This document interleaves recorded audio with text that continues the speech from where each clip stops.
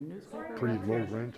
Even with that, it hasn't, they see no impact when they do their assessments. Okay. So, That's generally the case. yeah, yeah. Hi, Mel. How are you? Right. Well, I mean, I thought it was, I thought, yeah, yeah, yeah. Yeah, it wasn't that big a deal. I mean, I know Carrie and so we just talked for about 10 minutes and that was that. Yeah, so I just thought I'd let you know. Yeah, good.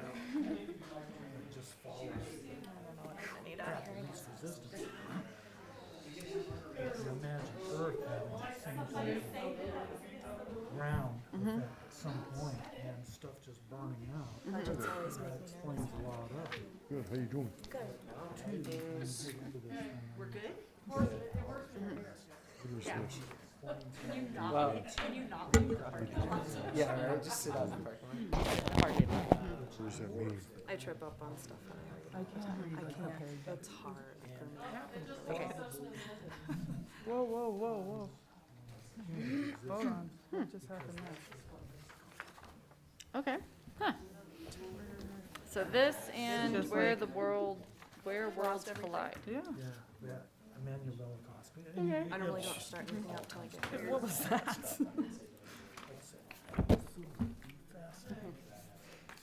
And like I said, it so explains so much of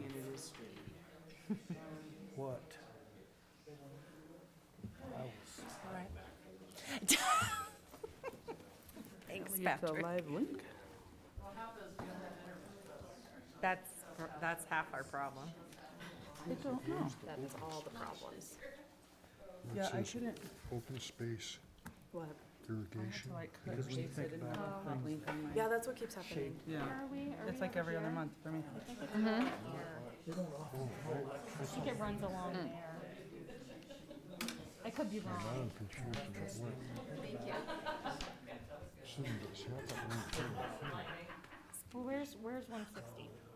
You 160? Oh, thunderstorms on epic scale. it's I'd say 100 times larger than the now I'm ones we totally see. confused as to where's Which, this.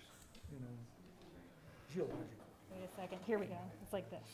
kind of stuff. It's very scalable Yeah, you in can see terms it. of how it happens. 526 is it? So, But so that's south. like I said, it makes me start having these thoughts that explain. 526 be south, right? It's 527. 526 is the one that runs past the Catholic Church. Okay, that's what I thought. All right. So yeah. So I guess Huh. No, but that would- Well, that's that would be interesting. right. I don't know. Shoot. so Okay. It's like I said, I mean, I didn't think there was any open space where it says open space irrigation. just really going. I feel like it's over Beyond here. that. Okay. I'm not 100% sure. Vertically heavy. It's a place in Turkey where Oh, that was loud. archaeological place that and there's a whole bunch of other things in the same vicinity. Josh, do you need your computer up and going? Sorry? Do you need your computer or anything? You're. Want to get dialed in? Got it. Okay. So, there's, like I said, there's a lot of missing You guys good? Are you ready to go? history. Give Josh a second here. Sorry. The boss was giving us the look.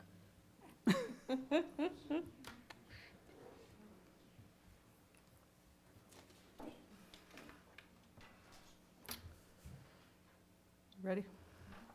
Ready, guys? You good? Rock and roll. All right, I would like to go ahead and call this meeting to order, dated Tuesday, October 5th, 2021. It is 6:31. Roll call, please. Trustee Black. Here. Trustee Dallison. Here? Trustee Joswick. Here. Trustee Moreland. Here. Trustee Politis. Here. Trustee Cesaro. Here. And Mayor Tarkington. Here. All present. All right, would everybody like to rise for the Pledge of Allegiance? I pledge allegiance To the flag of the United States of America and to the republic for which it stands, one nation, under God,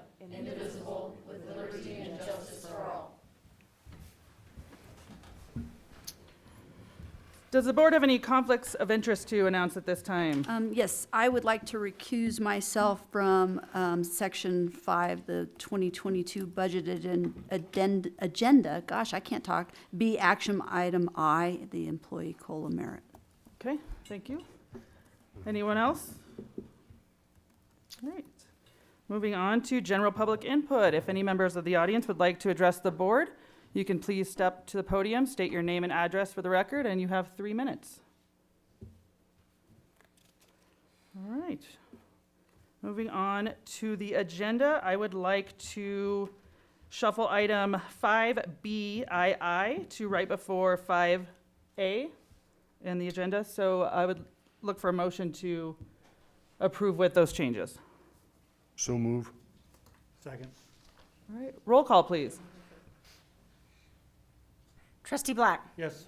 Trustee Dallison. Yes. Trustee Joswick. Yes. Trustee Moreland. Yes. Trustee Politis. Yes. Trustee Cesaro. Yes. And Mayor Tarkington. Yes. All in favor. All right, did everybody get a chance to look at the minutes from the September 2021 regular meeting minutes?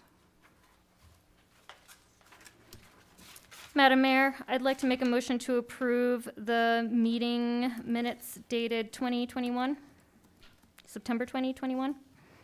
Second? All right, we have a motion and a second. Roll call, please.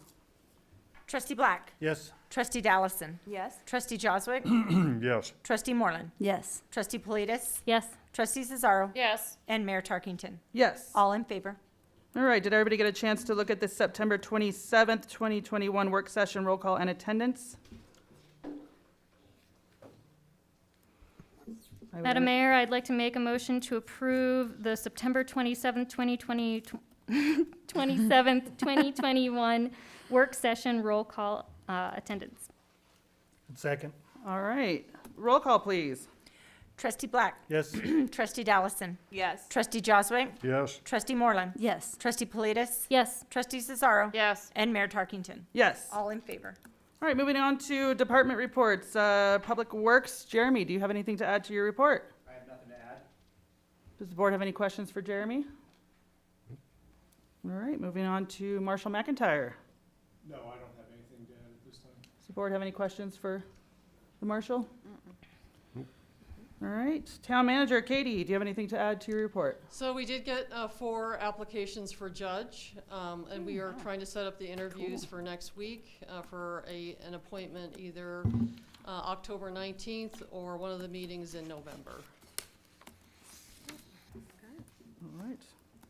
Does the board have any questions for Katie? Okay, Beth, Economic and Community Engagement Coordinator, do you have anything to add to your report? Board have any questions? No. All right. All right, did everybody get a chance to review the September 2021 disbursements?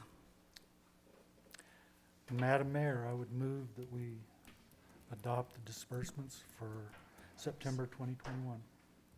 I'll second that. Accept. Except, Accept that. excuse me. All right, we have a second motion that, and a accept. second. Any further discussion? Roll call. Trustee Black. Yes. Trustee Dallison. Yes. Trustee Joswick. Yes. Trustee Moreland. Yes. Trustee Politis. Yes. Trustee Cesaro. Yes. And Mayor Tarkington. Yes. All in favor. All right, sales tax. There's a new format in your packet. And Katie, did you have any? So sales tax continues to be up from last year. This was the first time that Kathy did the little bar charts for your information, and we did talk a little bit about separating out those that are in town retail sales versus the online sales. And so maybe Kathy can tell you basically how complex that is. No, I can't. It's really complex. It's too complex. Too complex to explain. But it's something we can work on. I mean, I'll make some phone calls and. I mean, is that what you were kind of looking for? I was just kind of Yes. curious about it. It's not something that, is a have to, spend a lot of time on. But, it's just kind of a curiosity. I mean, as much as anything, you could go back and kind of do some math and subtract some things out. but it's not the same as actual hard figures. Exactly. Thanks for putting that together. Sure. I like the bar graph. Yeah. Thanks. All right, at this time, I would like to read a proclamation on October Breast Cancer Awareness Month. On this day, I, Ashley Tarkington, proclaim October 2021 in the town of Bayfield, Colorado, Breast Cancer Awareness Month. Whereas each year in the United States, about 255,000 women get breast cancer and 42,000 women die from the disease. And whereas men also get breast cancer, about 1 out of every 100 breast cancers diagnosed in the United States is found in a man. And whereas everywhere you look this month, you will see shades of pink highlighting Breast Cancer Awareness Month, a time set aside each year to shine a spotlight on its risks and symptoms. And whereas research efforts have yielded great progress in how we diagnose and treat breast cancer. Therefore, I, Ashley Tarkington, proclaim October 2021 Breast Cancer Awareness Month and encourage all to learn about the risks and talk with your healthcare provider about regular breast cancer screenings. Given under my hand on this 5th day of October 2021. And a little reminder too, Joe, what do you have going on in your department for breast cancer awareness? Well, as everybody knows, we wear the pink badges in support of Breast Cancer Month as well. And this year, we're again selling our patches. It's our department patch, but it's got pink threading in it, and it's got the pink ribbon in the bottom corner, so we sell those to raise money as well. All right. Okay, moving on to our 2022 budget agenda. We're going to move, we have discussion item or action item 5BII. We're going to move that to the top of the agenda.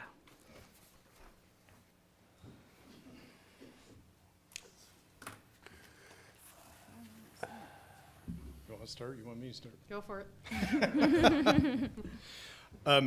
As you're aware, our hiring process is quite lengthy and takes quite a bit of time.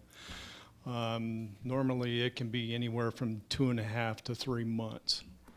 And I know that the budget has not been set, taking into consideration the FTE request that I have made for our department. I had a discussion with Katie and advised her what I would like to do is at least start accepting the application process. So put it out in the newspaper and on the websites that we are accepting applications. We are not going to hire at this point or offer a position to anybody until we know that that position is set.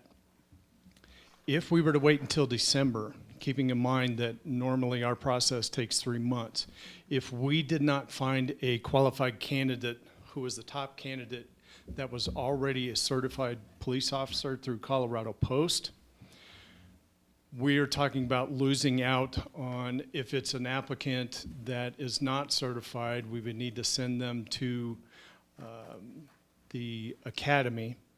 And we probably wouldn't meet the deadline because the academy tentatively, as far as I know, would start the second week of January 2022. If we didn't start the hiring process until December, we would lose out on getting them into that academy. We would also lose out on the grant scholarship that we received from Post, the $8,000. So all I'm asking is just the permission for me to start an application process to already be set in a little bit ahead for when we actually start the testing. Again, we're not going to offer the position to anybody. We wouldn't probably be able to do that until December anyway, once the budget was set. And then we'll know for certain whether or not that position stays or if it got cut. Any questions? Comments? Do we need to make a motion on that, or is this Yeah, just we FYI? need or- to. Yes, you will need to make a Okay, motion. or, I mean, this isn't something that Katie can say, yeah, go ahead and do. No, We don't have we're the looking. authority to do that at this point. Okay. Well, I'll make a motion. I'll make a motion to approve the marshal to proceed with advertising and accepting applications. I'll second. All right, we have a motion and a second. Any further discussion? Roll call. Trustee Black. Yes. Trustee Dallison. Yes. Trustee Joswick. Yes? Trustee Moreland. Yes. Trustee Politis. Yes. Trustee Cesaro. Yes. And Mayor Tarkington. Yes. All in favor. Thank you, Thank Joe. you. I Appreciate it. appreciate you being super proactive on that, too. Yeah, that's very important. All right, moving back to our budget agenda. Item 5A, I. So the priority list, I've completed it with all 7 elected officials, the mayor and mayor pro tem, and the trustees. The top continue to be housing development and broadband. Number 3 is 24/7 town marshal deputy coverage. Number 4 is Dove Ranch stormwater development. Number 5 is stormwater management throughout town. And then number 6 would be the school resource officer. After that, you have paving streets, senior center commercial kitchen use, Mill Street revitalization, roadside park restrooms, access to the river, and the farm proposed by Pine River Shares. So this is, last year, we just took your priorities. This year, you prioritized them, so I appreciate that. I think that's very helpful. Any questions, comments? Is it too late to change a priority? And I'll tell you why. I have a reason for it, is that in understanding it more fully and asking about the school resource officer, it just strikes me as something that really is in the court, in the schools court. And I hate for us to budget for something that really possibly might happen in August. I just don't think that's a good way to go, you know. So while I support the idea of that, it's just too much up in the air to make it one of our, at least one of our top priorities here. So I would change my enumeration of it. All right, any other thoughts, questions? I would tend to agree with Josh on that. That is why it's listed as my bottom priority, even though I'm the person that brought it to the list, is because it wasn't really a possibility to get it done, so it had to go at the bottom of my priority list. It doesn't mean that it's not a priority to me and that I don't want it, but it's obvious it was at the bottom of my list because there wasn't a way to fund it, so. You know, Well, hopefully we'll get some news from the district. and the reason I put the park restrooms up so high was just based on my experience of having spent a good deal of time down there this summer watching my grandkids. And it is an active place down there, without a doubt. And certainly an asset to the community. And somehow or another, if we can put some resources into that to enhance that, that would be a good thing. That might be a place where we might be able to use some GOCO money. If we could start looking into things like that, I don't know, that's a possibility. The fact that it's the proximity to the highway, maybe there's some CDOT money available too. Okay, well, moving on to our broadband throughout town. So this, I just want to make sure that the priority list is basically just something we put in the budget as text. If you do not want the school resource officer in there as a budgeted item, is that what I'm hearing? You could still consider it, you know, June, July, May, June, July, depending on where the school district is, or keep it in there contingent on the fact that the school district decides to fund. In the past, I've typically had contingent items that had to come back to the board for approval for certain items. This could be one of them, but just keep it in the overall budget so we don't have to adopt a budget supplement for it. Yeah, my preference would be to keep it in but move it down Okay. and then push the next one up you know, just kind of put it up more. That'd be my preference. Yeah, anyway. I wouldn't mind just keeping it in there as a, Yeah. knowing that it is a priority. It still is one of our priorities, but. And if it can be funded, then we would want it. Okay, so I will unhighlight it, basically, and just show stormwater management throughout town would be one of those the extra, item. No, I think we That's already know before it that. already. paving streets would be the next.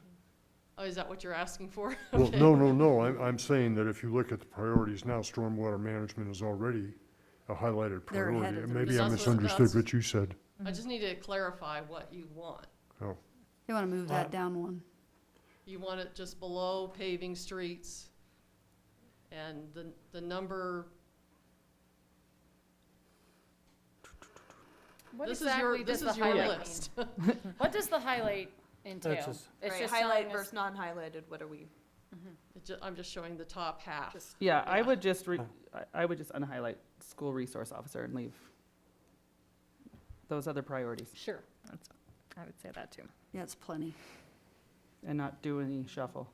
But don't remove it, though. Okay, Clear as mud, but Well, we know that if the school district funds that, that will be a budget item. Mm-hmm. We do know that. Needs to be in there. okay. We good? All right, good. we'll move on to broadband throughout town. so I apologize for those that are on Zoom. There's no way to have this wide enough, on the screen.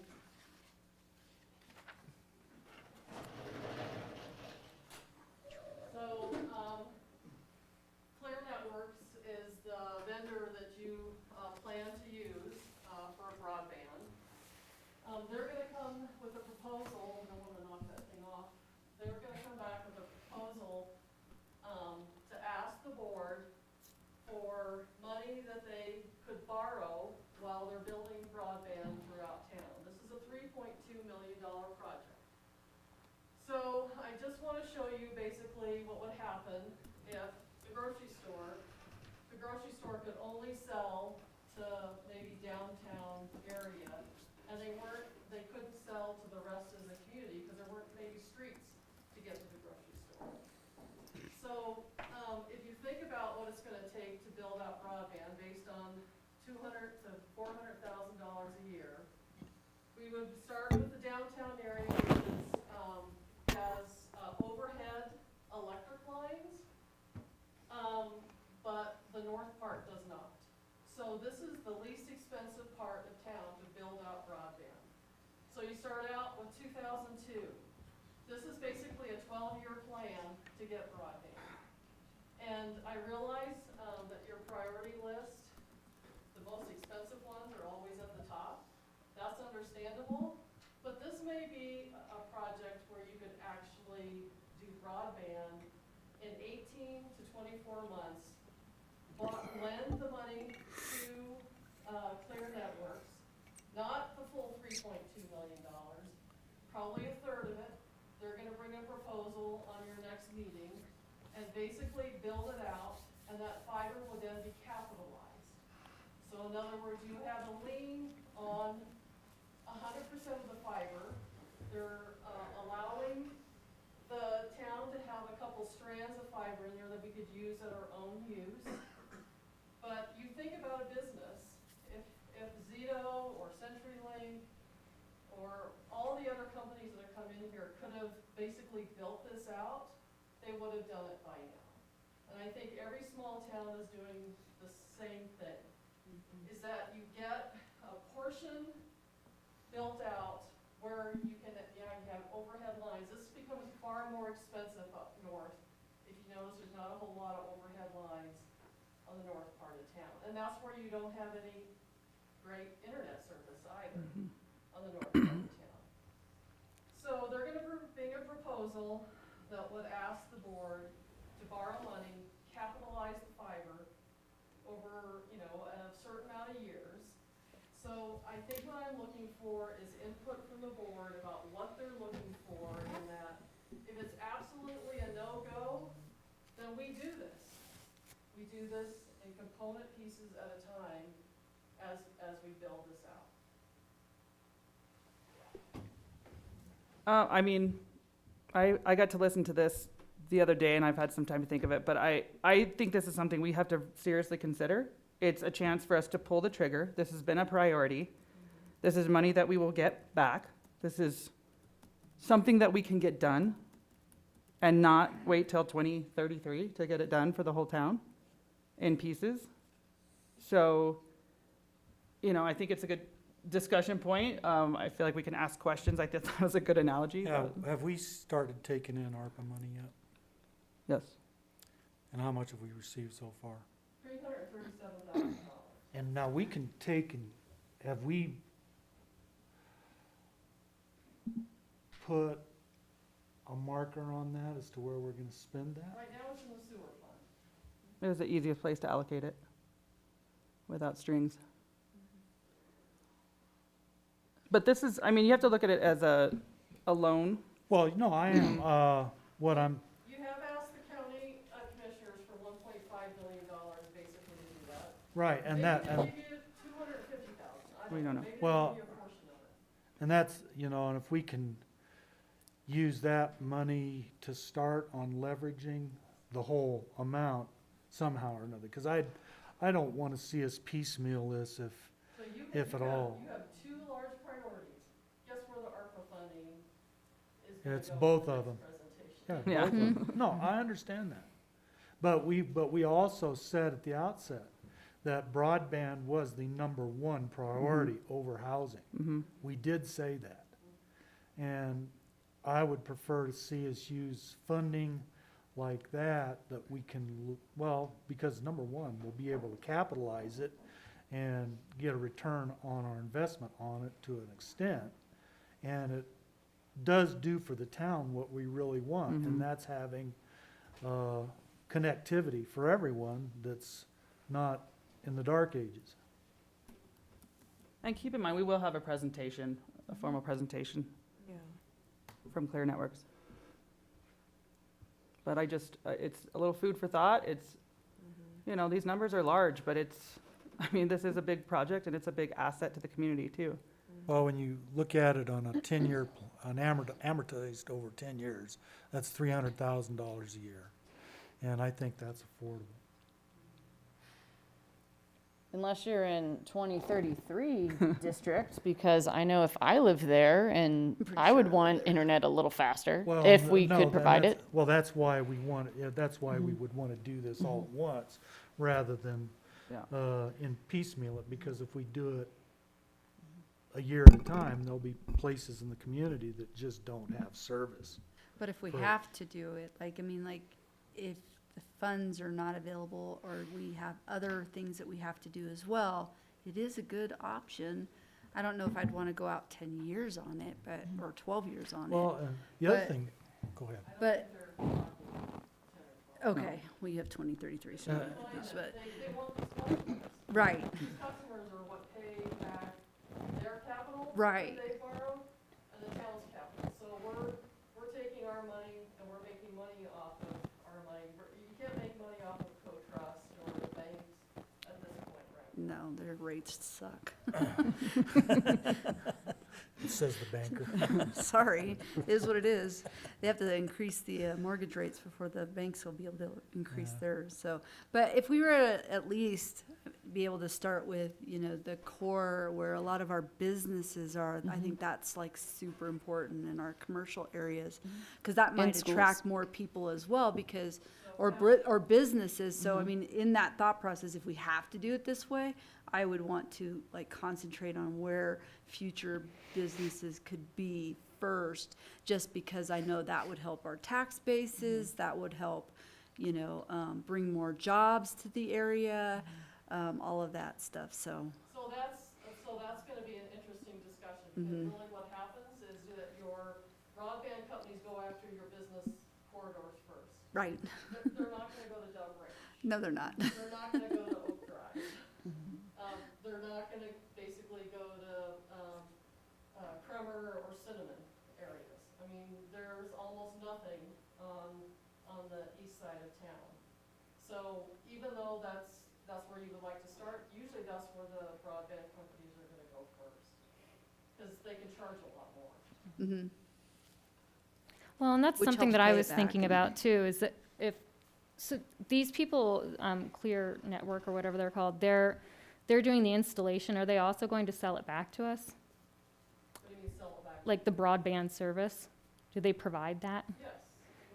Well, can we have a contract that says they give rate discounts to people who have this, that, and the other?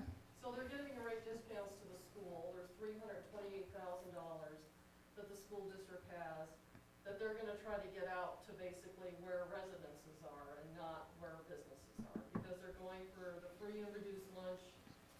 They have a process already in place, to get, these out to free and reduced lunch. But like I said, it's still gonna take a while to get it out to areas where you want it, and we just build it little pieces at a time. Or 18 months, you said? 18 to 24 18 to 24 months. completed 18 to project 24. throughout town. 2 years or 12 years? That's what we're Yeah. talking about here? I think everybody's Well, I confused think by that- the And I- numbers that you have listed on I mean, there. honestly, I feel like if These are years. Years. in 5 years, there could be, something that comes along and just destroys our progress. If we're gonna sit around and wait 12 years to try to, I mean, we'll see the presentation, we'll get a chance to kind of hear it live, but I mean, if we did it in steps like this, I wouldn't want to make it 12 years. No, That's but too that's- No. long. but that's what it would take at the rate. Yeah, if we borrow, that yeah. we're if we- talking. Yeah, Oh. and that's why I'd rather do it. Broadband company that's gonna basically just serve this part of town. They want to go for the whole, Shebang. No, if there's a methodology where we can lend some money and make this happen quicker, I think we're gonna be better and they're off. putting, I mean, they're willing to And- put a huge investment in as And well. like I said, if they put up 2/3 of the money, that's a lot. Well, and there's funding sources available now because of COVID, and I think the argument also could be that there's a lot of people who are still either working from home, schooling from home, quarantining, that need internet. So would we be able to find more funding to support this broadband project now versus if we parsed it out for 12 years? So Clear Networks has done this, really on the western slope, basically from Montrose, San Miguel County, Ray County. And they're headed to Silverton, which is pretty major, if you think about it. And so their issue is that, the issue is that there's just not all that much money to do $3.2 million. Unless the town has a matching grant of 1.6 to match that. And that's money that we don't get back. Keep in mind that the DOLA grants mean that they share that fiber. If they don't have to share it, then there's a business model there for them to basically be economy of scale to make money on it, versus us spending money and basically we're waiting for Zito and all the other ones to come in here to use it. And then there's competition, but right now they're offering about $60 for 200 megabytes. Do you know what you have? Yeah, For 20 for $8. $60. Yeah. Yes, so, Yes. yes. And I kind of feel like after listening to their pitch, I think this is going to be their proposal, and it's going to be one option. It's going to be a kind of a take it or leave it, which So the option is Clear Networks. Networks, thank you. I'm like, what did I write down? They do the whole thing. We can give them some money as a loan to pay back to get things done within 18 to 24 months. If we don't do that and we want to go after grants and DOLA money, then ClearWorks doesn't have exclusive rights over the fiber, and it has to be Zito can do something, CenturyLink We can will do be something. sitting around twiddling our thumbs trying to figure out how to get this Okay. done, Okay, so, sorry. in my opinion. Yes, sold 2 years ago. I don't understand what the, Well, what is this we'll see the discussion? formal presentation, but this is just kind of for you to start thinking Okay. about. I want you to think about it, because I don't want it to be cold that they show up and do a presentation and you haven't thought of some of the things. Granted, it's gonna take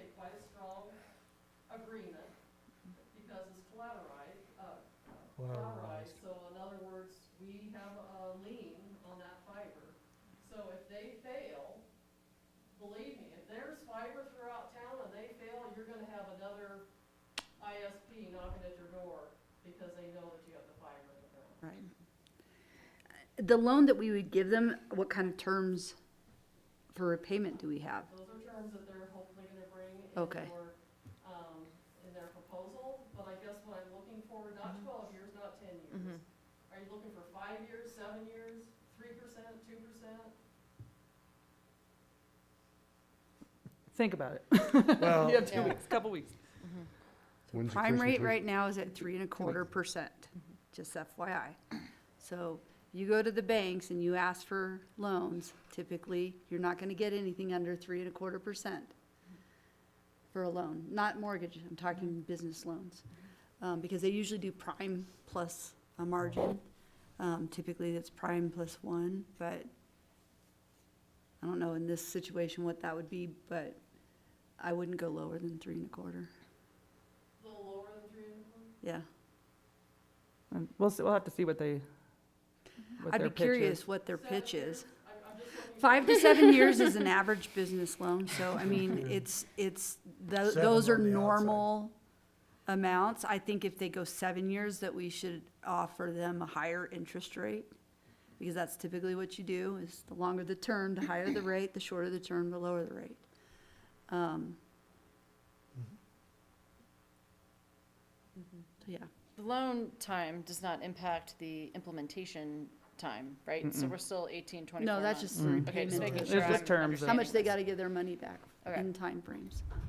And I think it would be fortuitous for them to get this done as quickly as possible so that they're They making can money get on it. customers, yeah. Yeah, and then that's how they're paying us back. Right. Right, Okay. because they're not gonna make money doing, Piece by piece. Yeah. doing around the school district. Does the town attorney have any experience in making liens on fibers? Yeah, not a lot of experience is not something that I'm doing on a weekly basis. But one of the things I'm thinking about is just ensuring when you're listening to this presentation as to whether or not there's adequate security and/or bonding and those sorts of things while they're performing the work, so that you can ensure that the work gets done, rather than just relying on the prospect of another company coming in. You do want to make sure that there's adequate assurance financially that things will be completed. You bring up an interesting point on bonding.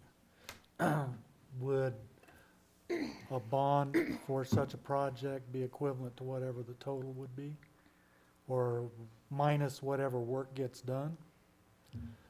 Well, that's often the case. You can actually satisfy a portion of the bond based upon some of the work being done and so forth. So, but yes, it would be based upon some sort of total amount, or even 125%. That's often what you're looking at. So do you know, like, I mean, do they record a UCC1 against the fiber, or, I mean, like, I can ask. yeah, I would be curious as to how we would secure that. And I would, if that's the case, if they do secure it using a UCC1, I'd be curious to know how many UCC1s the company has out there. Brenna, what is a UCC one? It's a recording that's done through the state. It's a Uniform Commercial Code 1 is Okay. what it's called.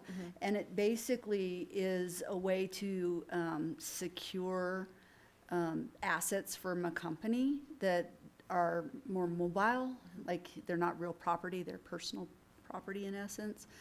And it's often done that way in order to secure it, but you should research to see if they have a bunch of UCC ones out Okay. against their company, and because if they already have it secured, we don't want to like be secondary place on something like that. And I think that's all, you know, if we like the pitch and we want to move forward, I think that's all stuff that we can negotiate contract-wise, Yeah. and, you know, we're gonna make sure that that's, you know, soundproof, so. We will revisit this. Yes. And, Thank you for putting together the beautiful puzzle.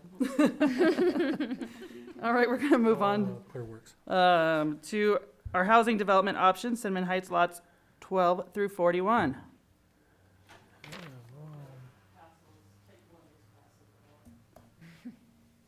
99 bottles of beer on the wall. Okay, let's get ready for this. Next board. So, we're looking at Cinnamon Heights, lots 12 through 41. Basically, this first, over here is taking a look at if the town did it, and we've got bonds. And I don't have a handout on this. You're certainly welcome to take a picture of it if you want, or I can send it out, later on. So when you look at the lots, we've purchased them for $710,000. And then I have a per lot amount over here on the right-hand side. We're working on site engineering. We'd have to do all the architecture. The landscape architect, we're guessing about $45,000.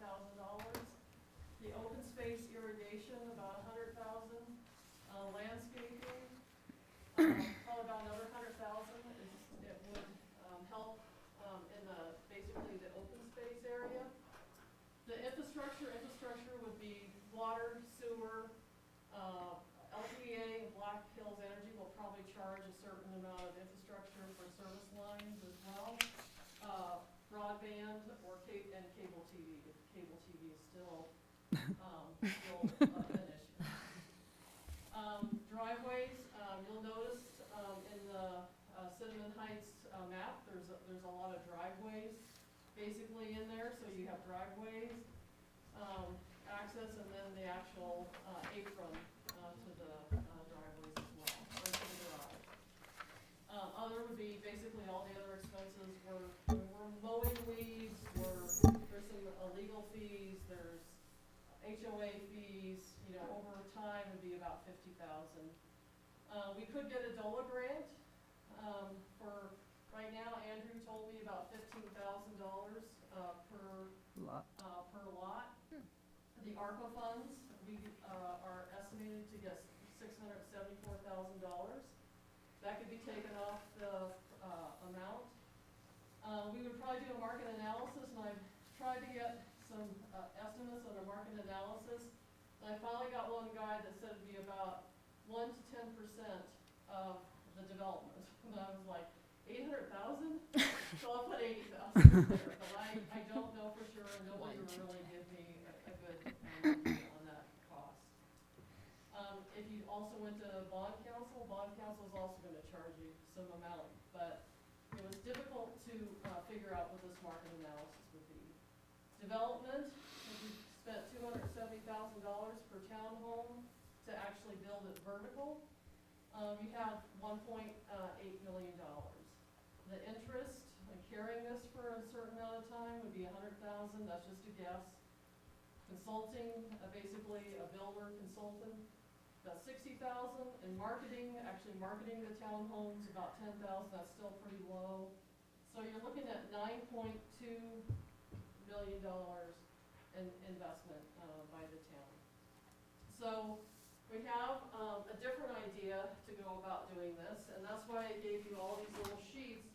There's some boards up here if anybody would like a clipboard while you're sitting in your seat.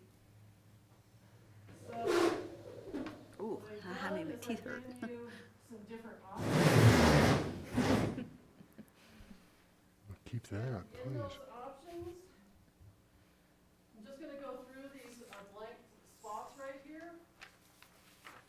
I'm gonna get my little cheat sheet out here. So we all know that we spent $710,000 on 30 lots. If we are gonna do site engineering, that's $3,000 per lot. I'm gonna go over here to this architecture, and I'm just gonna go into option 2. We're asking the board tonight to spend $2,000. $2,000 that SGM, who is our town engineer, asked that we consider to do some ADA consulting, maybe have an ADA compliant unit, and any other architectural issues that interface with the site development. So it's not a whole lot of money, but just basically consulting for an architect. I'm gonna put a 0 in here. You'll notice that the 0 basically pass over to landscape architecture. And if you bought a house, a brand new house in Clover 7, you're not gonna get it. You're not gonna get a landscape architect, and you're not gonna get it landscaped. So I'm gonna go over here to open space irrigation. Currently, right now, Cinnamon Heights, all lots have irrigation water, but they don't have a way to get the irrigation water to the open space. So if the town invested about $100,000 to do just lots 12 through 41, we may be able to work with the other lots, the 8 lots to the north and the other 11 lots to the south, basically to stub out irrigation water to those areas. And of course, there's no guarantee when you buy a house that there's going to be landscaping, so I'm just going to put a 0 in there. I'm going to talk about landscaping. If you just build it out, so make sure that there's drought tolerant, either turf or some drought tolerant, so that we're not mowing weeds, and continuing to be mowing weeds to all the lot owners. It could be advantageous to the new homeowners. We're going to talk about infrastructure. Infrastructure, like I said, is water, sewer, broadband, LPA, natural gas, and maybe cable, if that is an issue. Next one on option 2, if we were going to actually go ahead and do driveways, that's all the asphalt or concrete into the areas where you're driving into, the access, plus the driveway aprons as well. This is basically the cost of the other, dividing that $50,000 by 30 lots. And over here, I would have a DOLA grant. You're not going to be able to, if you can only ask DOLA for what you need to actually build those lots. So it goes from $450,000 to $277,700. And then the total investment for all of these lots on option 3. I know I'm jumping around, but I want to make sure I be able to address all these different things. So if I go back over here to the total investment on option 1 would be 1.547, given that we have a DOLA grant. And then ARPA, if we actually took the ARPA money and divided it by 30 lots, that would be take off the actual amount. And then the sale to builders. So now you have, if you take off all the grant and ARPA funding off of it on option 2, that would be your sale to builders. And of course, this would be for each lot, $72,600. I'm going to go right here, builder investment.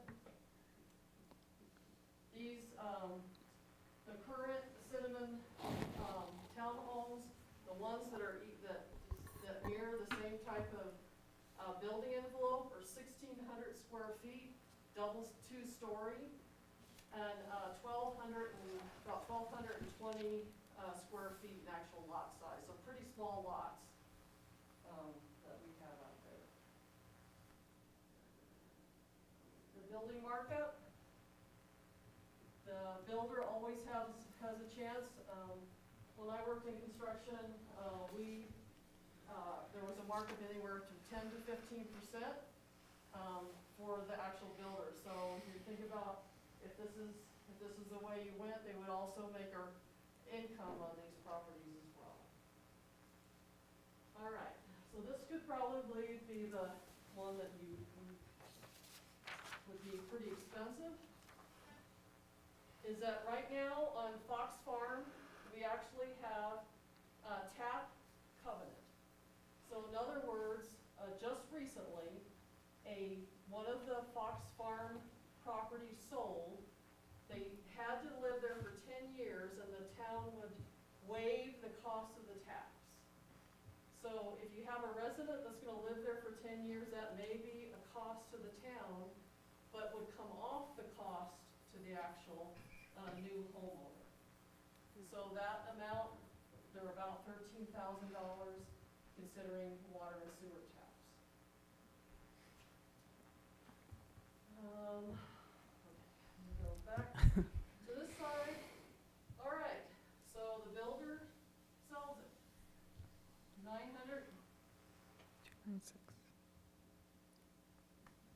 $296,600. They sell it. On this side, we're gonna go to the homeowner purchase. So in other words, you'll see that we have $289,600. So what happened here on option 2, this is what the builder billed it for. Homes Fund's gonna give them $25,000 mortgage assistance.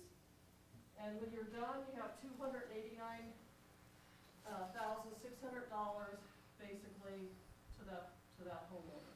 That's what it's gonna cost that homeowner. I'm gonna go over here to homeowner down payment. So I talked to Lisa, they have to come up with 3% of a down payment for, to get this loan, from what I understand. So that's a 3% on $349,000. All right. So we're gonna go back over here. Get all my stars right here. The actual home mortgage for this option 1 is going to be $1,317. Currently, right now, Cinnamon Heights HOA is $70 per month. Now, these are monthlies. I want to make sure everything in green or down in blue is monthly. And then you think about home insurance. There could be home insurance. So down here at the bottom, I have basically what I would consider. Now, keep in mind this is for a 3-person household at 100% AMI. They have a mortgage interest, HOA, maybe, some type of home insurance, 1963 for 100% AMI. About taxes. Here, I have $1,675, 85% AMI, and this is, I'm not an AMI expert. 3 people in a house, so mom, dad, and a baby, or however the nuclear family may be. And then at 80% AMI, a total payment $1,587 for a 3-person home. And now we're going to go down to these really bottom, these big figures.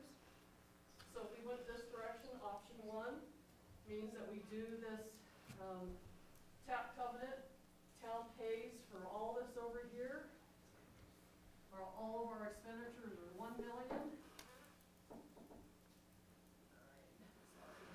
Stop rolling here. 997.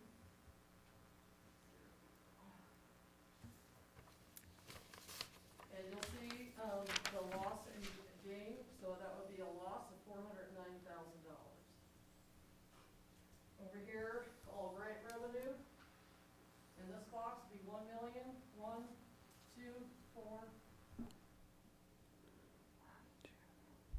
And over here, the revenue of sale of lots, $300. So in other words, we're selling them $10 for to the builder. Now, I didn't come up with this by myself. I have worked with a lot of experts, and I really appreciate all the people that have come in here and have done housing in other places, or work like Lisa works with Homes Fund. So basically, this is basically turning over the deed. It would have to be some type of shared ownership, they call it. It could be deed restricted. There's all kinds of things that you could go through the deed to make sure that it's understood that, that the builder is gonna sell this home. And the builder may have a foreman that needs to live there. And if they are eligible for that AMI, they may be able to buy it for their foreman or for somebody that's working there. But the thing is, they still have to be eligible. The one thing about deeding it to these builders, you're gonna have to have a pretty good agreement and really do an RFQ. So an RFQ is a request for qualifications. We're not asking them for how much they're gonna build these for, but we find a builder that's qualified to actually do this. You give them 2 to 3 years. It doesn't have to be all 30 lots. You could do 10 lots like this, 10 lots like this, 10 lots like this. I'm not gonna do the math today. So if you did the last option, and it was option number 3, would we still be able to do the deed restrictions? Yes. And will we still be able to, like, because, I mean, I'm okay with the markup, but, you know, they can, once you sell it to them, couldn't they mark it up however much they wanted to, and then you're out of workforce housing? No, They're that's, gonna have to have some type that's of the agreement. Okay, They're gonna have to understand what it has to sell for. That's Gotcha. why you do the request for qualifications. Have you done workforce housing before? gotcha. There's all kinds of agreements that are gonna come with this. This isn't gonna be just like this and we're giving a builder a $10 lot and they get to go do whatever they want with it. Gotcha. But you're getting rid of all of the extra stuff. I'm not his boss. They know how to build. They've been qualified. And I think it's really important. There's gonna be a lot of meetings that we're gonna have. Meetings with builders. What should we be looking for? What do they think that they can build a house for? These are 1,600 square feet, includes a garage. Fox Farm does not have a garage in that area. So there's gonna be some interest in basically, and if we use our ARPA funding, and I know that there's all kinds of ways you wanna split it, but the one thing about it is that ARPA funding has to stay in the sewer fund. It has to stay in the sewer fund, basically, for the one reason that we have great eligible expenses to use for ARPA funding. All we're doing is backfilling the ARPA funding that we took out of the sewer fund. Makes sense. I really like option 2, just because I think the housing price for the consumer is probably more in line with more of a workforce housing. You know, you think about, you know, what a married couple, and they both, you know, make 40 grand a year, 50 grand a year, they're more apt to be able to afford that payment than they are the $2,000 payment. That makes them house poor. And I think option 1 and 2 is more attractive to a builder or a developer coming in. I think it sets up all of the extra work, everything has been done for them, and they can just come in and kind of build them out. House the other. Put the house. And 2 allows you to build some equity into your own place too. Even though it's deed restricted, they can still possibly get something off of that, right? Well, yeah, I mean, the deed restriction, you know, is basically like if they have to stay in the house for a certain period of time or they pay a penalty. Well, I don't, And if they stay in the house for 10 years, then, you know, whatever the house is worth in that 10-year time frame, and this is outside of Homes Fund, whatever they gotta pay back on that level, but usually the equity then would be theirs, except for whatever your terms are on yours. Can you Do you expand want on me that? to speak Yes, on please. this? Yeah. Yeah. So I think that all three options would include a deed restriction. Okay.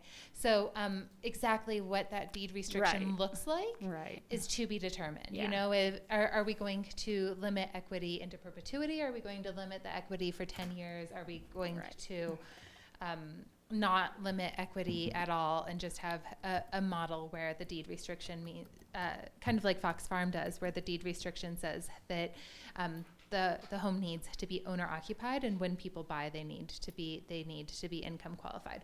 All of those questions are very much up in the air. I don't those have not been answered quite yet. But all three models will include a deed restriction, and all three models very much are, you know, public-private partnerships. You know, that the town will be working with a builder who will be pounding nails. You know, like y'all aren't going to be out there pounding nails, right? But and I think that all three are good options. When I was talking to Katie on the phone earlier, I said, you know, obviously we need to be talking to builders about whether or not these are whether or not they can build for these amounts, and that's also to be determined. to be determined.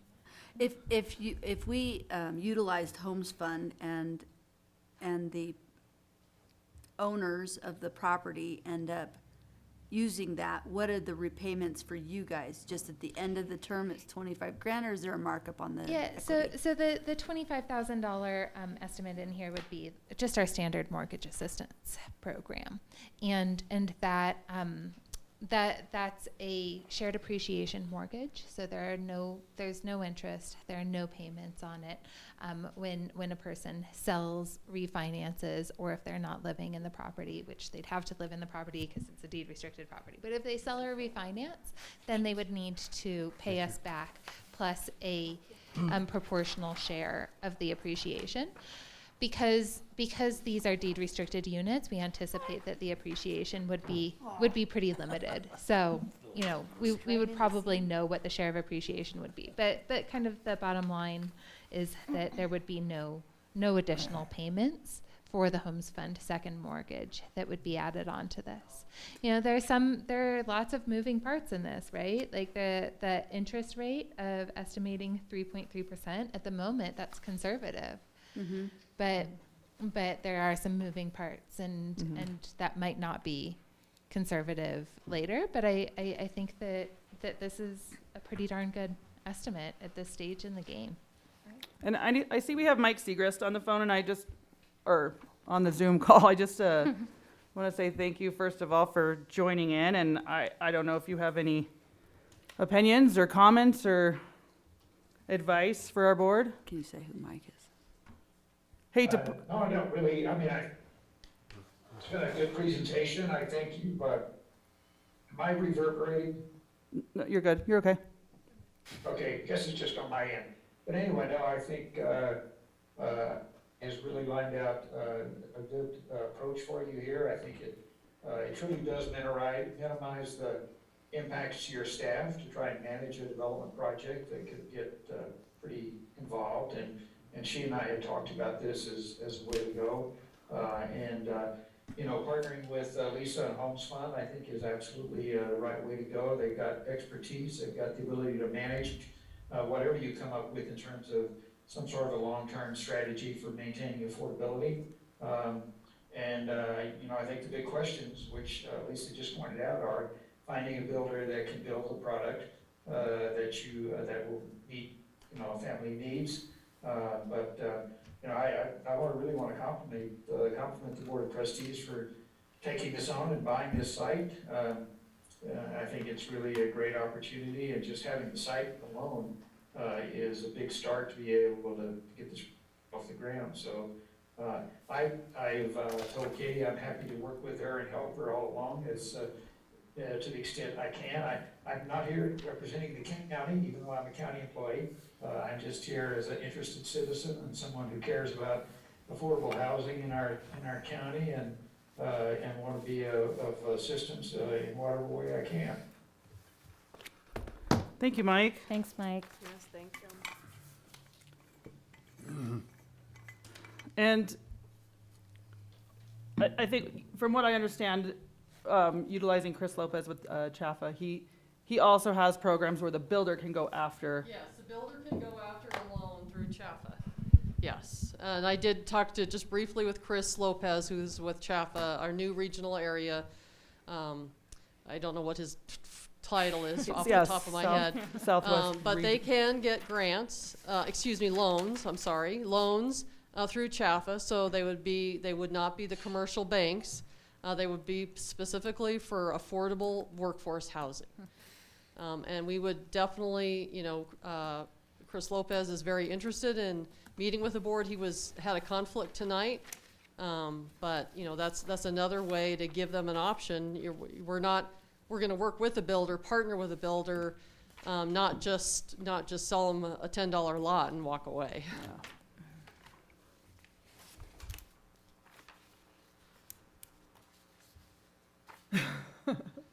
That was very thorough. Thank you. I can tell that an awful lot of work went into that on multiple parties' behalf. And not only was it engaging and you had us play along, but I think we all really learned a lot. And yeah, I think it's very clear that a lot of people put a lot of effort into this. Thank you.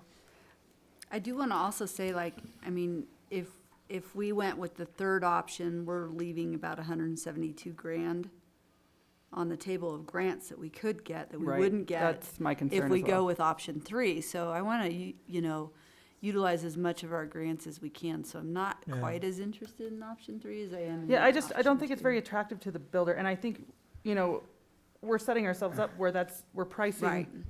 most of our workforce out. Yeah, I would agree with I mean, that, even too. at that end. Mm-hmm. So you have, in 10 days, I'm required to submit the budget to you for 2022. I think that we've talked about it being in the sewer fund, but the ARPA funds need to stay in the sewer fund at this point. For the projects that we have that are the easiest to fund through ARPA funds, keep in mind that no matter how much money you get, you still have to be eligible, using it for eligible expenditures. Right. Yes, broadband is one of those. Sewer and some of the major projects that we have coming up are also eligible and the easiest to administer.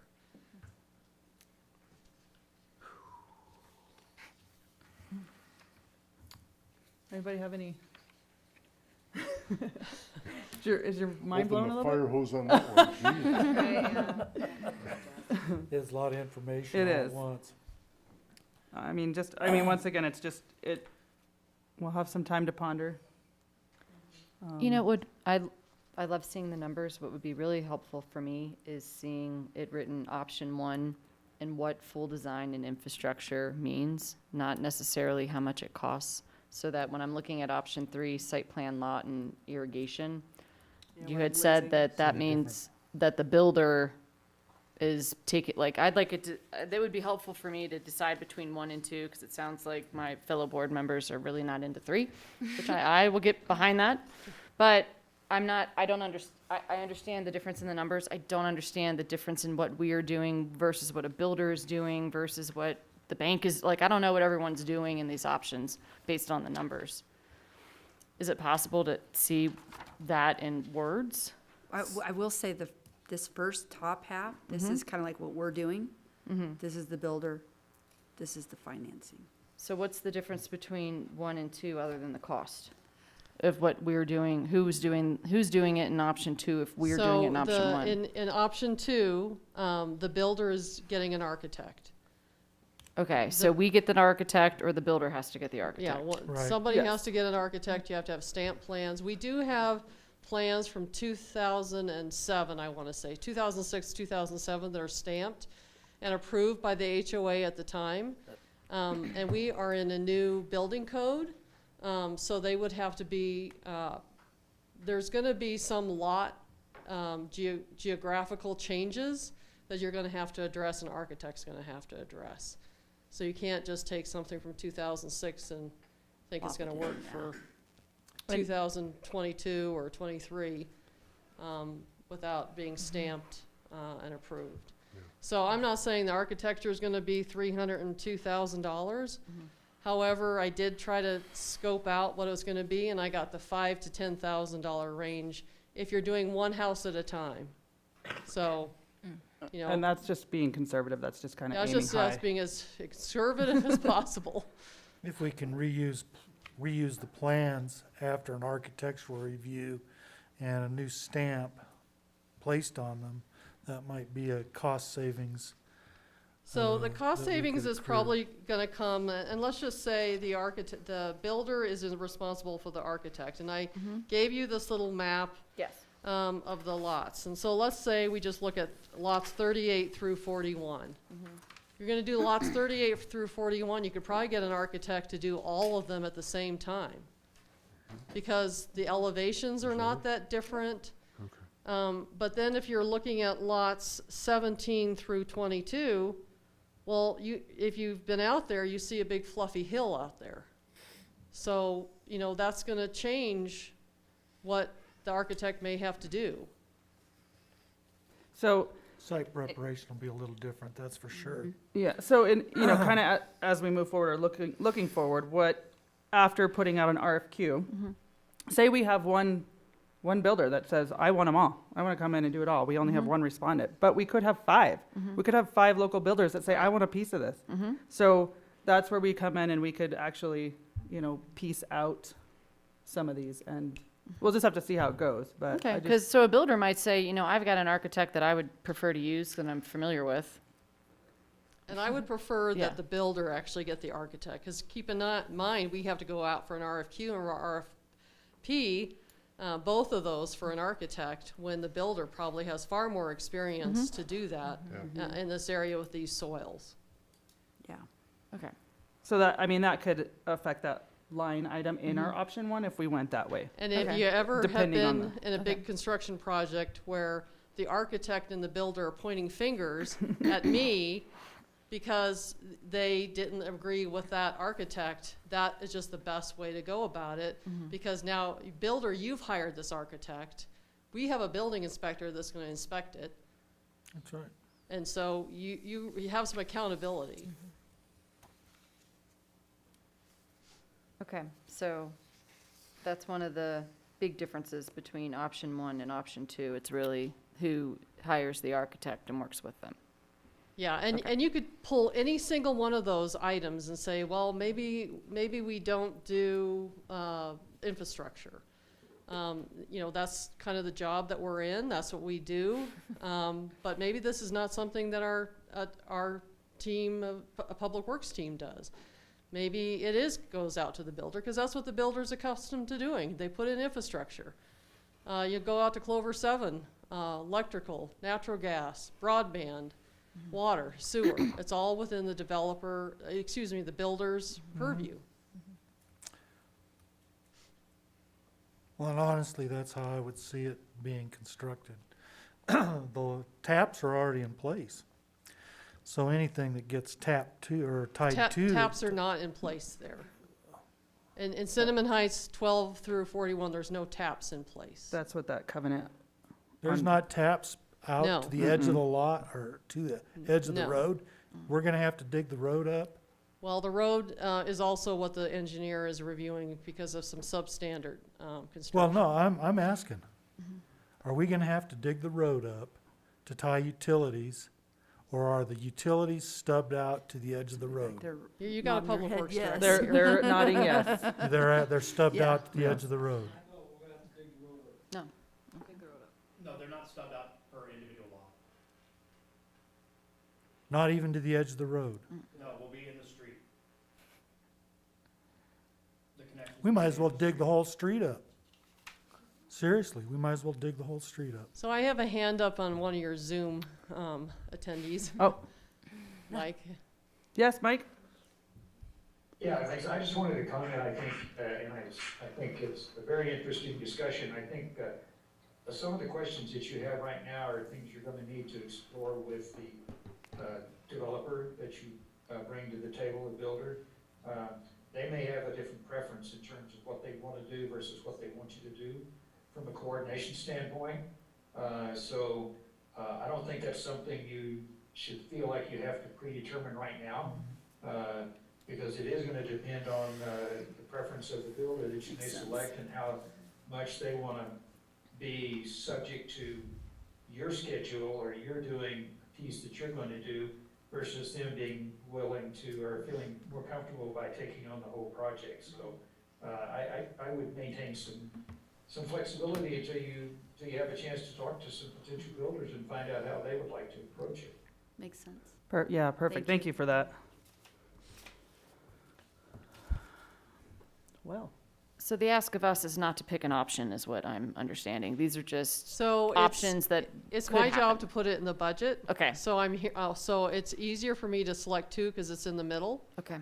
And you're gonna be making decisions and actions on a lot of things before we ever get to spending a dime. As you Okay. know, I've brought everything before you at this point, Okay.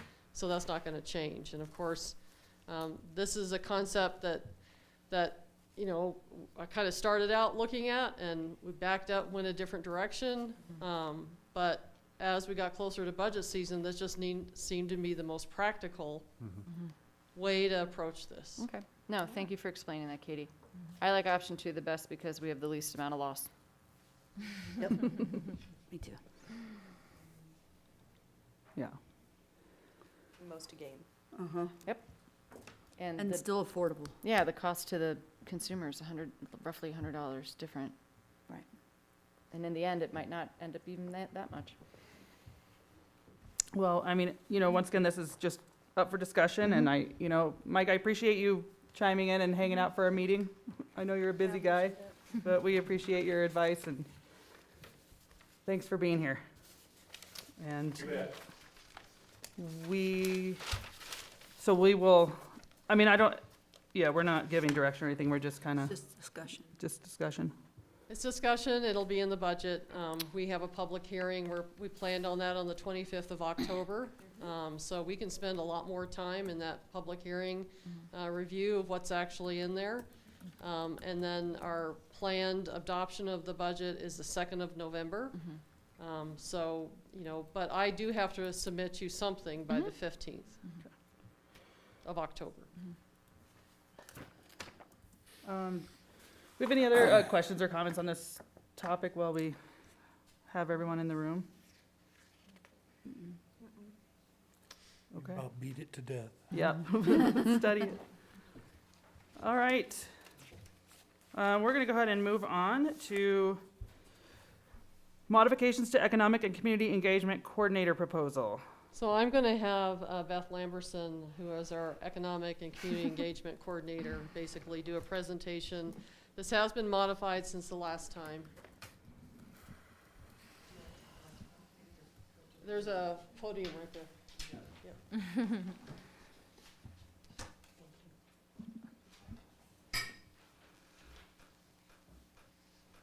me while I get that pulled up. Thanks, Lisa. Thank you, Lisa. Thank you. Bye. Madam Mayor, town trustees. It's been a year. Katie and I worked very closely on this with input from Ashley about the next direction for me to take, whereas a year ago it was kind of putting out fires. Now I'm in a position to really think strategically. We got our CDOT grant for $150,000. I just sent in a $25,000 grant. I'm looking at other options for us. So I think this has really morphed into the right fit. And I'd be happy to entertain any questions or comments. I'll just go ahead and kick it off. I think, kind of with the discussions with the board, I know personally, and I tried to relay the information, but we kind of did throw you a little bit of everywhere. Just I like kinda that. addressing issues as they came up, not really, in your department. And I think the board is kind of curious to see what this morphs into and what this looks like. And I know we've kind of back and forth talked about, maybe doing another 6-month trial. And that's fine. I mean, Just- I've always been about performance, accountability, being nimble, being flexible with all of you. I can say that, without having that fire hose of 4th of July, block party, senior center, the last 45 days have been incredibly productive. I was on the phone today with History Colorado about what we do with the historical markers around town. They're all faded and falling apart. I mean, I can now think strategically, whereas originally it was, let's get this CARES Act money out to businesses, and then the individual needs of the businesses, with employees needing Medicaid, LEAP, 4-Core. We had so many more houses in Bayfield that had energy assessments and received upgrades, insulation, new refrigerators, new water heaters, all that. So that stuff's over here. And now, instead of being opportunistic, I think it's time to be very strategic on behalf of the town. And again, some of the goals of the Bayfield Chamber. Yeah, and I mean, it's not, we look at it, this is a business, and I, like I said, I understand this is nothing against the work that you've done. It's just kind of looking to see what this position morphs into and how it could look, given the attention and the focused attention that, that you've outlined. So, I mean, I don't know unless there's any other input from the board, or if I'm talking, against the Josh. sentiment and the feelings of the board, I have you speak up now, but I feel like in our discussions, that's what we're kind of aiming for. And I'm totally fine with that. I mean, if I can't prove the ability to stay an additional 6 months, then what am I going to do the first 6 months? So there's a lot in the hopper, even just in the last 2 weeks, that there's so much money out there right now. Katie and I were on the DOLA government call, and oh boy, there's still workforce housing grants, and not ARPA, there's other stuff. So I feel really fortunate to be here at this time because of, we're not trying to get blood out of a turnip. Yeah. We're trying to figure out what to do with the money that's just flowing from so many different directions.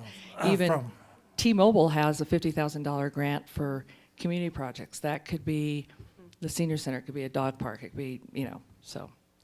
And I know that there's been some inquiries about, a assistant town manager doing economic development. We have 4 major subdivision or annexations that I'm aware of, and I am aware of another fairly major annexation as well. 2 are headed to public hearings. You've got 1 here tonight. So we are looking probably for a planner in training and probably community development person if 2022 turns out like it's looking like. It's going to be hot.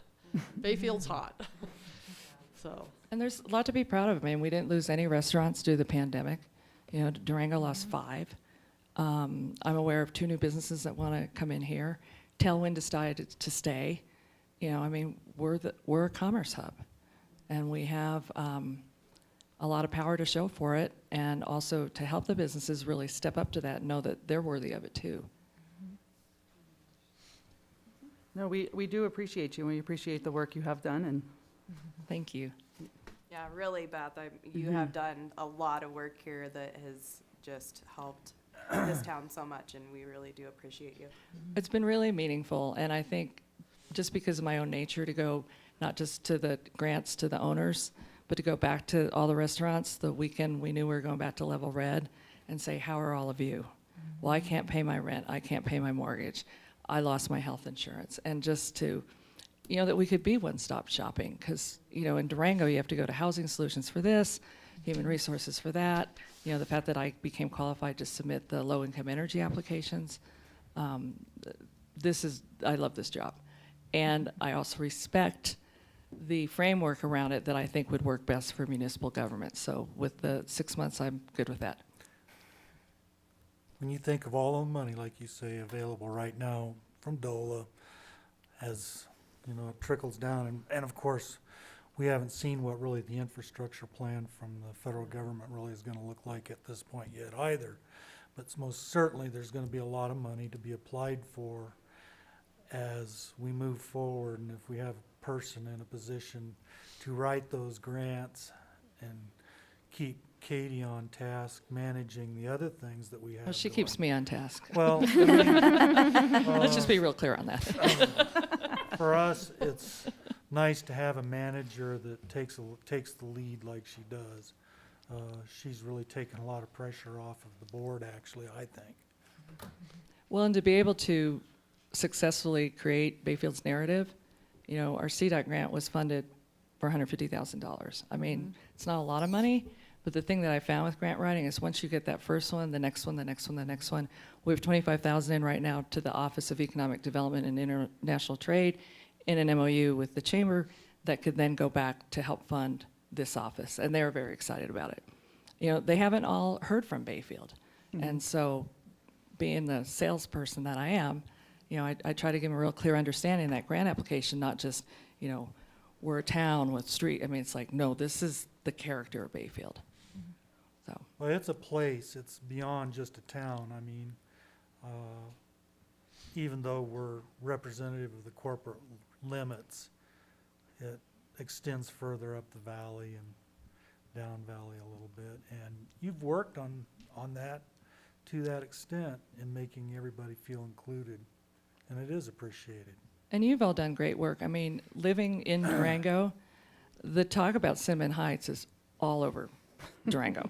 I mean, that was a very forward-thinking move.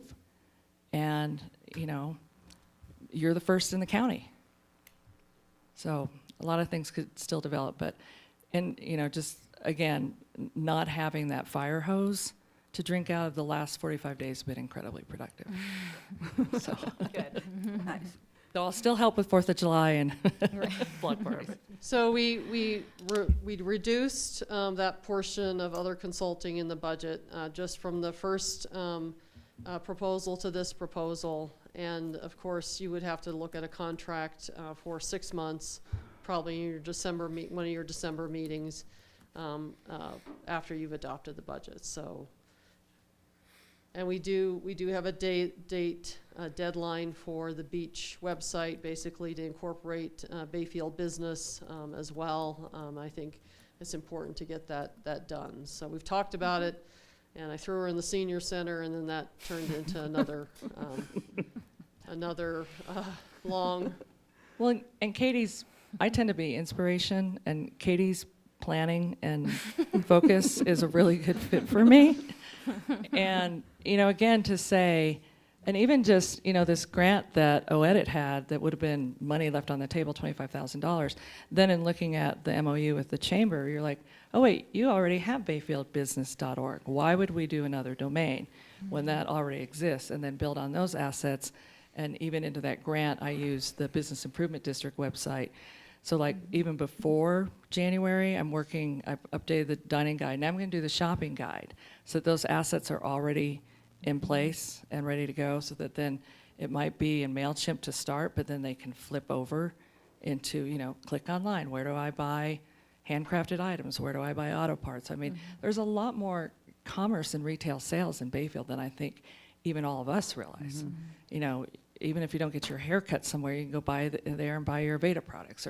So just really building that around the community, I think, is going to be really key. And that's going to go out November 1st, so it's ready for the holidays. Cool. The slogan is, I bought it in Bayfield. Nice. Nice. I just want to say something from the For What It's Worth department. I think, you know, in my experience with this, as we get into budgets, one of the things that I am always very cognizant of and always very cautious of is personnel and adding personnel. And I think that we are pretty good about assessing what we need here. And you have, I think, have proven that we need to have someone doing what you're doing, so that the Thank town you. isn't always playing catch up And this isn't padding, it's not padding the personnel payroll here. This is something that we need to be current with. And like I said, from the For What It's Worth department, I think that it's a good idea to have this position and to have you in that position. Thank you. And I remember you saying early on, when you were last on the board, these things were talked about, but it was never advanced. Right. So And, here I am. So maybe we can, maybe, I think that it helps us to at least stay current, maybe even get ahead of the curve a little bit, And I think God we are forbid. ahead of the curve. I mean, again, you talked to some of these businesses and families that were helped in the last year. Who knows what a year from now is going to look like with grant money and the fact that I could do the grant writing for tequilas resulted in $36,500 to that business. That wasn't happening in Durango, Ignacio, or at the county level. And I'm just grateful that Katie gave me that room to work in and said, if they need you and you can provide, go do it. Yeah. And by the way, Blue Sky Cafe is now serving dinners on Monday. Monday night. Oh, right on, didn't know that. That's good to know. Yeah. All right, thank you, More Beth. variety. Thanks, Thanks to Beth. all of you for your support. It's been Sure. great. Thanks. All right, moving on to additions, deletions, and modifications. Yes, so the document that is in your packet regarding the CDOT grant, the total expenditures we're looking at is $250,000 with $150,000 coming from the grant.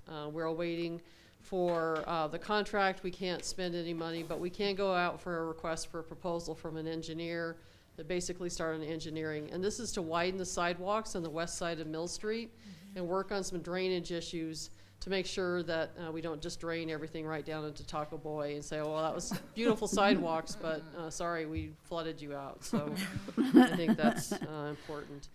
The Bayfield Center Trail Project is a match.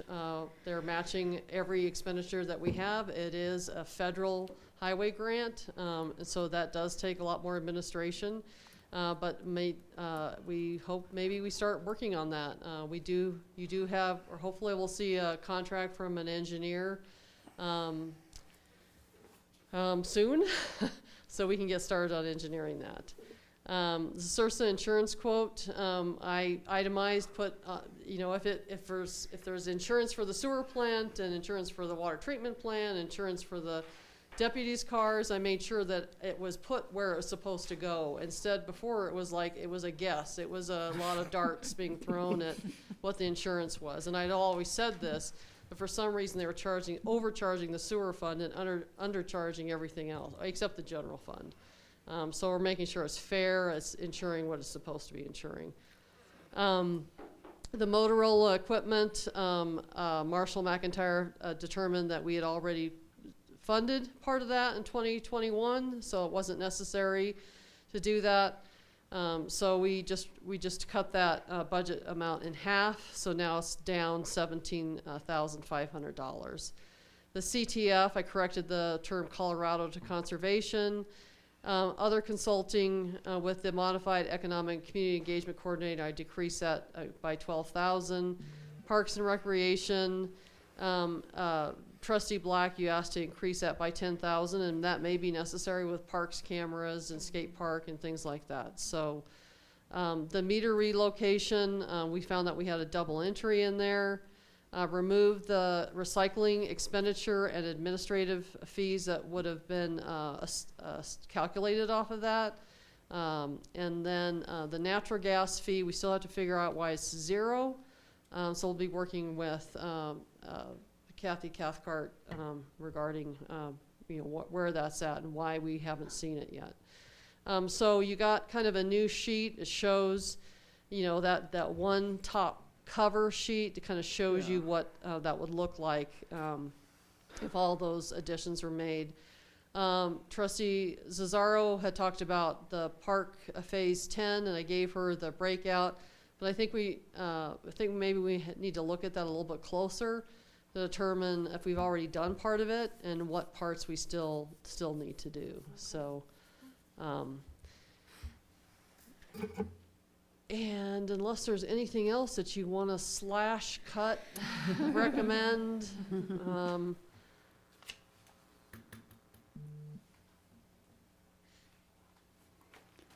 No, so far, it looks good to me. Yeah. Think you've done a good job at it. so we'll put, just because the next meeting that you actually have is 2 weeks from now, after the 15th, we'll put the housing in there and the broadband in there. And of course, during your public hearing, you decide what you want to do. We'll probably spend some time on those 2 items. Is this, I mean, should we just discuss the K-9 for the marshal's office? I mean, that is still in the budget, that is still a request from the marshal's office? So, Or did we? I think it was very clear from the marshal. Is he still? I think No, we need to- I know, and he's not here to defend That's himself. all right. again, but- So it's not gonna hurt his feelings to take it out of there. Yeah. I still have some concerns that it's in there, and I think that if the actual staff that's gonna be the handler was here and did a presentation and they had it a little more thought out, I felt that a K-9 is more than just buying something and sticking it in your unit. And I have managed another K-9 unit, and I think they're very positive to work with the schools. However, there's a lot of things that the school kids don't get to see that you manage. So I think it would probably be beneficial to remove it and then have a presentation sometime later in the year, when the restrictions of the pandemic are less and we have that opportunity maybe to get more of the public involved. So I did have a conversation, I had to sit down with Marshall McIntyre, and I think we should cut it out of the budget as well. You know, his feelings were not hurt. He will be looking to go after grants as well. He said it's not the end of the world, it is not, you know, dead in the water. He could look for some alternative funding. So I think we should go ahead and, I just wanted to bring that up. I think we should cut that, and I don't And the think he alternative has. funding, I mean, if I understand what the issue is, it's not the purchase of the dog, it's the O&M. it's everything that comes with it. Right. I don't, They're I really w- expensive, I don't know that actually. we're there yet, and I haven't, Right. you know, and obviously he's not I here mean- to. When He- you say he you don't know understands that if you're there yet, what do you mean by that? So, I mean, it's gotta live somewhere. It's got, it's, the It's gotta have family a has to be, household responsible. that's compliant. It's gotta with- go everywhere with you. Yeah. Well, and I talked to a retired cop about this, just asking what her general advice would be about this, and I think there's a lot that we haven't considered. And the one main thing that she brought up is, well, you're gonna lose a police vehicle. I'm like, oh, wow, That's you're right, we correct. do lose a police vehicle, because that vehicle can only transport the dog. That's correct. So we'd either have to add on an entire vehicle for this dog, or the unit would get transferred to a dog unit, and then it can't transport humans any That's longer. correct. So there's a lot more to it, and I mean, I I just, Well, not only that, I mean, like, we don't always have two police officers on duty at the same time. So Yeah. if it did take up one whole car, how could you get Yeah, if the somebody that canine you're unit is the only arresting unit on duty. arrested? Because they already have to go all the way to Durango to arrest them, so. so we'll just remove it, and then we'll just, I mean, we'll revisit this in the future and have Yeah. a little more That thought sounds good. about Yeah. it, so. I think it's a much larger discussion. I agree. Okay. And I'm always down for getting grants before we spend money for it. Okay. What's that? There you Beth go. is on it. Go Beth. Okay, was that it? That's it in the additions and deletions and modifications. Okay, we're gonna go ahead and move on to our action agenda items, our employee 2022 COLA and merit, and trustee Moreland, you'll have to. Yeah, do you need me to leave? To recuse yourself, Yeah. I think that would be the best. Yes. Let me know when. Let's not give the appearance that you're involved. So. You know, no dirty looks or anything. Yeah.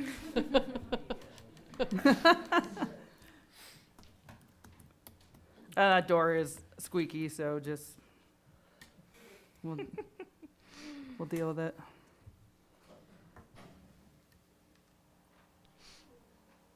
I've been out there a lot, I know how this goes. Okay, Katie, you want to kick that one off? Yeah, so, the cost of living, trustee Cesaro was, mentioned that we would like that to start when, at least after the employee's been here for 12 months. And I think this is probably an important issue for the board to make action on. Nothing is going to be provided to any employee until 2022, until after you've had a public hearing and after you've adopted the budget. But I think it's best to kind of know where we're at this point. COLA is basically to the ability for housing and groceries and fuel and things that you do for your household. So I have 5 options there. Option 1 is approve a 2% COLA for all employees beginning the first full pay period of 2022 and a 3% merit pool. And at our breakfast last week, we just talked about it, and the employees just appreciate that it's being considered. So I thought that was that these employees have not seen a COLA, and no employee should ever expect a COLA. However, your wages and your salaries are a little low, so you are competing with a fairly large municipality that's 20 minutes away to go to that job. Option 2 is approve a 2% COLA for employees that have worked a minimum of 1 year. Apply 2% to the remaining employees at their 1-year anniversary and a 3% merit pool. Option 3 is with no COLA, approve a 3% merit pool. Option 4, deny both COLA and a 3% merit pool. That can always be considered at a later time. Or to be determined motion if there's some other way that you would like to design a motion. So, Katie, the merit pool, is that like a performance evaluation? yes, and it's not 3% to every employee here. It may be 1% for an employee that's not performing, and maybe a 4% with appropriate justification, higher at 3% or 4%. So an employee, if they weren't within a year, but they have proven during their performance evaluation that they are an asset to the town, they could receive the merit pool within that first year and then be eligible for the COLA 2% increase on their 1-year anniversary. Yeah, COLA doesn't have anything to do with performance. It just that's what I'm saying. Yeah. So even if a new employee if we went with option 2, right, they still could be eligible Yes. based on performance to get an increase to get them up on the wage scale, since you're saying that typically our wages are lower. So I actually use the COLA itself to change the wage scale. And the wage scale is how we look at what entry level positions would be to mid to high range. But this is a option I thought was best that this board make this decision at this point. And like I said, it does not become effective until quite a few other steps are made. okay, so there is availability for a merit increase if it's not the cost of living increase. With it before that 1 year. Yes, so that's what I'm saying. So if someone proves that they are an excellent employee, then they can still receive an increase within that first year. And then on their anniversary, they can do the cost of living. That's not correct. No. They So, yeah, typically explain how that receive a works. merit during their performance evaluation, which is at an anniversary or close to an anniversary as possible. Okay, yeah, so I wasn't understanding how you do the merit. So nobody is entitled to any sort of increase until their 1-year okay, anniversary, work That's anniversary. correct. thank you for clarifying that. Unless they're Okay. promoted from maintenance 1 to Sure. maintenance 2 because their skills and there's a position available, Yeah. they're moving up. That's a Title whole change. different That's a whole- okay. ballgame. Okay, so what we're saying is the first of the year, if we went with option 2, employees who've been here for more than a year are getting a 2% increase for cost of living. And then at the next 1-year anniversary, At well, their at the first, 1-year anniversary correct. of those who have not been here a year, do they also have a performance evaluation and they can get the cost of living increase? So they could be eligible for a 5% increase in their salary at their 1-year anniversary. it's, there are two separate things in my mind. COLA is only for the cost of living. So in other words, to be able to buy fuel, groceries, you know, whatever it is, that's what it is. So in other words, if a person, let's just take Monica, she's not here. Monica finishes her 1 year in July 1st of 2022.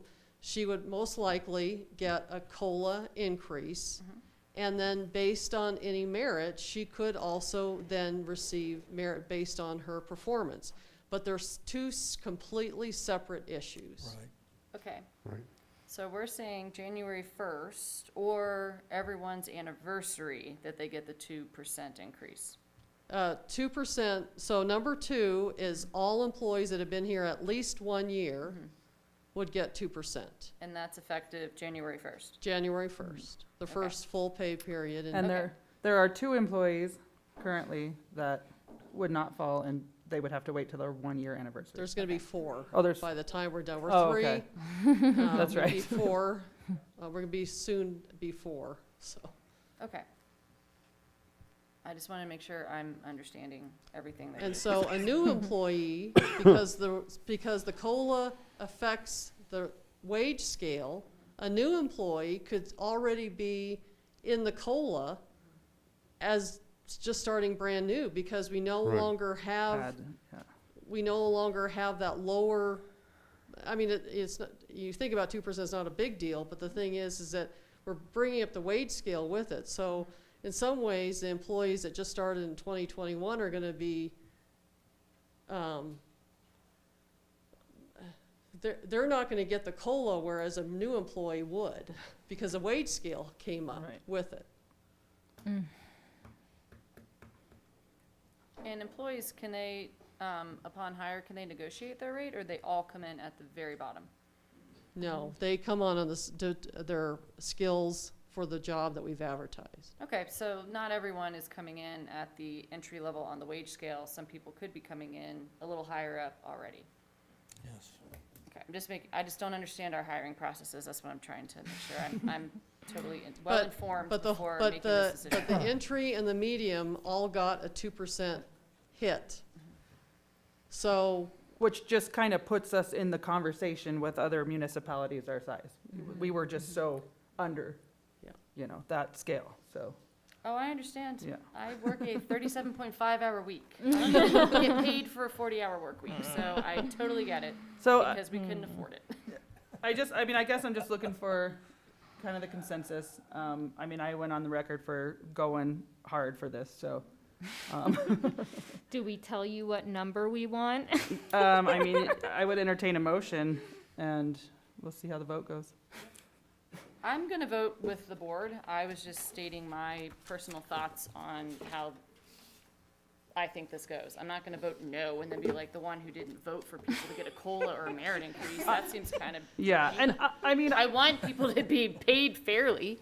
I just want there to be a reason why you want to stay here a year. We train you, we onboard you, there's many things we do. if I can just advocate, I've had the chance to be in the room a lot. I get to go to the breakfast, I go, do the things with, thinking about those 4 employees, I want to go to bat for them and just And it is only for kick employees. this off. And this is only for this year. This is not for every subsequent year. this That is for would- 2022 Okay, yeah, only. so it's We- for we people. only I didn't make- know how many people we were talking about. I still Yeah. believe in I Right. believe in my heart what I'm saying is true, that it should wait, but if everyone wants to go with option 1, I'm not going to say no. I will go with you. I'm an option tour. Okay, I was like, I I don't know where agree. everyone else is, so I don't want to be like the nay. So I would entertain a motion at this point. I believe that we should entertain a motion here, so you want to do that, huh? Okay, I would move that we approve, that the board approve a 2% COLA for employees and a 3%, or option number 2 with it. Let's do it that way, because that's easier to say. The 2% COLA, applying a 2% COLA to the remaining employees and a 3% merit pool. Option 2, second. Option 2. Option 2. Any further discussion? Roll call. Trustee Black. Yes. Trustee Dallison. Yes. Trustee Joswick. Yes. Trustee Politis. Yes. Trustee Cesaro. Yes. Mayor Tarkington. No. 5 in favor, 1 against. I had to count, sorry. All right, we'll go ahead and let Brenna back in the room. You wanna grab her?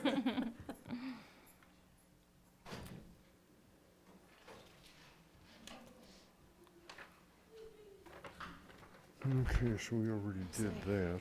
You were reading off of this. I was like, how are you missing? Profit requests. That's all right. Okay, now we're skipping. All right, we're gonna move on to our nonprofit requests. Yeah, this is an interesting one. Yeah, I don't know if you've had a lot of time to mull it over. I yeah. was trying to get the historical background on how this came about, when we started this, why it started, how much we've been asked in the past, who we, I just trying to gather some more information and, What'd you find out? yeah, not a whole lot. Yeah. So, I mean, I understand the asks, I understand a lot of what these nonprofits do for our community. So I think I'm looking for some input on how we want to approach this. And, I have a question for the people who have been on the board, and this is really the first time I've dealt with a budget for this, for the town. How different is this one from previous years?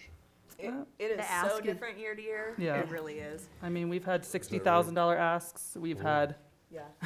There's been All many over- years where we all can over just the approve place. it all because 'Cause it's it was way so under low. budget. Yeah. Yeah.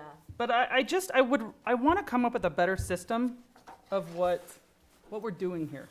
I think that's, Well, number one, we need to have like a regular budgeted amount. Right. It so should that be when we're like, putting we out the don't go request- over this amount. Well, we do, don't we? Isn't No. it 30, No, isn't it it's- 30,000? no, I mean, it should have been. Maybe it set. should have been Because set. Being on the board for 6 Yeah. years, you're right. It should have been done. But We it has talked not. about it, but we it never actually never said had it. a cap. Oh, okay. And Katie and I were talking, I think we all kind of agree on pulling out the Roadrunner, and that to me is a partnership. Putting it on the other side. Doesn't make sense. Budgeting into the other side doesn't make sense. It really doesn't. You mean where it's at here? Mhm. Yeah, so moving it to Yes. okay. Yes. I'm sorry, you're saying move it? Yeah, Yes, move to it I over didn't to, catch that. I was like, all right. moving it over to our partnership Yes. Should be contributions. moved. Okay. And then I La thought you were Plata saying it Youth doesn't make Services, they sense. work with our court system and law enforcement here regarding, so that could be a partnership as well. What I was having a really tough time with is that their access was in different places and different budgets. And, I look at those two as partnerships, not necessarily contributions. So this is the idea we kind of, threw around, is that, maybe 2023, we say that, you can get $500. And then we determine, are you gonna help with block parties? You Yeah. can make money there. Are you going to help maybe with a tree inventory? Are you gonna help with, some things that we just need, somebody Assistance in a day, or, maybe help setting up, all the volunteers. tables and stuff that, that everybody expects us to do. That, how are you gonna help? Are you gonna pick up trash on 4th of July? And so then next year, you'll be eligible for a $1,000 grant. And that way that, we're coming back and saying some responsibility, not just handing money out and with no other, I'm not saying that they're contributing, they are contributing to our community, but, That way you get tangible result. yeah, it's tangible. Right. And so you take out Roadrunner and you take out La Plata Youth Services. And I've thought about this a lot, and I don't feel like there's any way of saying this without coming across as an a-hole, but I feel like just cutting everybody in half. I understand everybody had to survive a pandemic last year. Everybody's opportunities for fundraising were cut, but there were also a lot of resources to go after as well. And they didn't have to spend as much on not having programs. But I don't know how the board feels about honoring it this year and, maybe at half or reduced or, I don't know. Well, I think some of them are asking for a lot more than they've used. Yeah. Than we've given them in the past, and I would really like to have seen what last year's give was. So that's Um, actually in the next page. Oh, I was Yeah. not looking. Last year, so the next page Oh. basically shows the actual, and keep in mind that we there it access, is. there's, there were some things that were scattered in other pieces of the budget, so we couldn't nail them down, but there wasn't a whole lot of ask for the budget year 2021 because we gave out a lot of money. Mm-hmm. Yeah, it was the year prior to that, and then probably, 2016. There was one year that we had over $100,000 in requests, and it was extremely difficult. Seriously? Yes, it was extremely difficult because there was multiple people that we had to cut completely, and then there were people that we had to fund at less than half of what they Right. were even asking. And then some people ended up not even taking the money from us because they said, "Well, if that's all you're going to give us, we can't even do what we wanted to do with it. So keep your money." Their call. Yeah, I mean, Yeah. Mayor, if I may.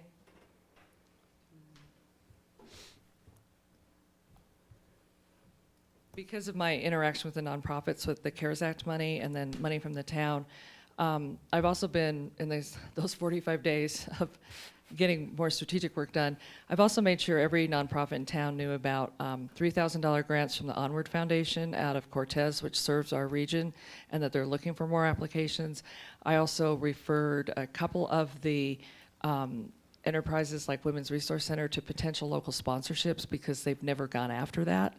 And so in my own opinion, I'm not going to say which way you should vote, but we've been bolstering them with lots of other ideas and including grants through the Community Foundation serving Southwest Colorado that they may not have known about prior. So just, yeah. doing that, knowing that this was not an easy question to answer. And at the same time, an organization that's doing an event at the schools should be looking at local sponsorship. And, there's some real generosity within the corporate world on that, so. Thank you. That's it's our decision, we need to figure out some direction here, but I would like to see a different, kind of a different process for this. Could we maybe consider those who we gave money to last year, looking at what we gave them, and if they've asked for an increase to stay solid with what we gave, and then those who are new, maybe consider how we also would modify, but not to, we don't have a last year comparison. I don't think I would go to last year's because we gave out a lot of the CARES money. Yeah. So it's a skewed. 2021 is skewed. 2020, 2019, and 2018 are as close as you're gonna get. So what I'm looking at is the 2020 budget, not the 2021 budget. I don't know what we Yeah. gave them. I'm just looking at what you have in here, so. Yeah. So that doesn't have CARES Act money, right? No. So like, for example, Southwest Center for Independence, we gave them $250 in 2020, and then they're asking for $3,000 this year. So what I'm proposing is maybe we look at the 2020 pre-CARES Act, now that you've mentioned that, so it doesn't have anything extra in it. And then those who are newcomers, looking at maybe reducing theirs by half, if not more. I don't want Southwest Center for Independence, we gave them $250. This year they're asking for $3,000. I'm not necessarily saying give them $250 and then give Bayfield Music $1,500. But I think maybe there's a starting point for people we haven't given money to before, and then maybe for the others who've already been providing services and we've been already helping them. Maybe there's more leeway there. I don't know how you judge and. It's just a So- different year. My biggest thing is that we need to have a limit. Like, that has to be established first. Or We like can't- a How do you partnership. say do 2,000 or 3,000 or 1,500, 250 when you don't even know what our What we can do against. what our pot is, you know what I mean? What if we just had, a select, a $5,000, a $3,000, and a $1,000 grant that they apply for? you know, or just something. They're something- competing against if you want 5,000, you're competing with everybody else that's asking for 5,000. Yeah. And And we that only way, give kind 3 of of. those away. But like, we're bringing back block parties. You run a beer garden at the block party. I mean, that's an easy $2,000. You got to do some work, but you can apply to be the beneficiary. That's what I'm saying. There are other options that we can give them through the town to help partner with us. Yeah, I mean, I don't know what the answer is. I don't know don't either. how. I just think there needs to be a cap and an understanding, and Yes. So I think cutting everything in half would get you down to almost $10,000 if you move Roadrunner and La Plata Youth Youth Services into your partnership Yeah, that's 20 category. right there. I mean, that may be the best way to say, in future years, this is our criteria. Southwest Center for Independence is doing a lot more for senior citizens in this area, and the disabled that need extra. So they have been pretty active and Thrive. So the thing is that they also sent out an application telling you why they wanted it. There's nothing wrong with just cutting it in half, saying we appreciate, everything you do, and but at least it's closer to what they asked. And I like the idea that you have, maybe so many $250 grants and so many 500. You figure out what those is, and you're competing in that pool. Yep. Period. Well, I get the whole like cut it in half, but I don't think that's fair because Pine River Shares asked for so much, and so did Community Pine River Treehouse. Shares has never asked for more than 3,000 They asked for 5 here. here. Yeah, that's But what I'm saying. historically, they've never, Well, no, you said she was talking about cutting it in half, and that would be 10 grand, and then that would be 2,500 for them. But I don't know, then that's only 750 for Be Frank, and I know they asked for 750. they asked for Two years. 1,500. If you cut everything in half, it's Okay. 750. Yeah, that's what I'm. Well, I know, that's, I think it's that, to me, that one is skewed, just because I know what LEC is going through right now. My guess is that foundation is probably going to see a little bit more money. Fortunately or unfortunately. Yeah, they're doing the Be Frank I'm sure they're at gonna the raise Bottom money. Shelf Brewery, and now they're asking us to put barriers out. yeah, so they're and, asking for in-kind, thousands of dollars of in-kind donations from the town. So those are other things that maybe next year we're to take a look at. When people ask for barriers and Let's keep a and list and things tally a that we, dollar that, amount. well, yeah, that we charge them for it. We charge time to drop it off and pick it up, and it is, cones especially. I always think it's interesting. Everybody thinks our cones are just free. But they're not cheap to replace when they get damaged. So I think it's just hard when, because these aren't really ranked in any way either. We heard the presentations, but if you look at I want kids to be able to go and do band competitions, but if we cut it in half, the Women's Resource Center gets $500, and now the kids going to stay in hotel rooms, which is basically what I thought that presentation talked about, it's $1,500. So what but- does the resource yeah, it's hard Yeah, just to say so, half. so maybe we can say we cut it in half, but if it falls under 1,000, we bump it to 1,000. yeah, Okay. And like I said, I had to fundraise for, to go to band, I wasn't in band, but whatever camp, I had to go out and fundraise. Well, yeah, I I understand I that. think Yeah. there's a little bit of responsibility, and like I said, I'm a little more forgiving this year, but I also know how much was out there to go after, so. What would we be at if we funded it 75, cut them by 25? What would be our total? I'm like, cutting it in half is hard for me. It really is. Especially Well, that's what I say, cut it in half, and it's under 1,000, we bump it to 1,000.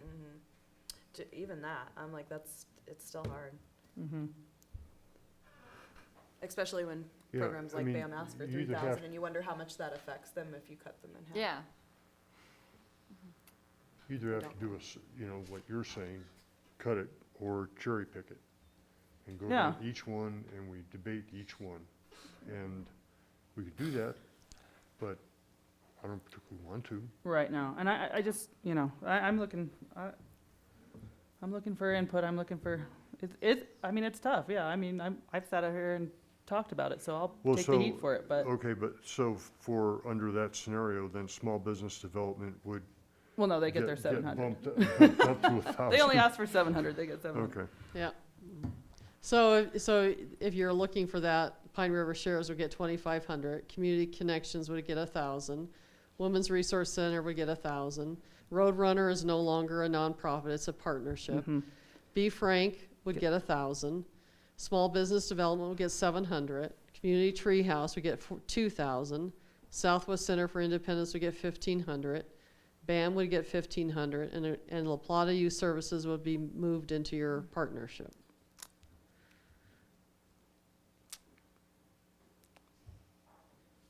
And that's How do you at feel? 50%? so it'd be roughly what, 12,000? Sorry. I didn't do the I math, couldn't but- add that. I wasn't I'm adding. like- Would you like me to add it? It's under I'd be more than Say it happy again, to I can add it try. up. Yeah, because those other two are in Yeah, there, you it's gotta under take those 50 out. It's under 15. Yeah. Hold on, let me just add it up. We'll do that, sorry.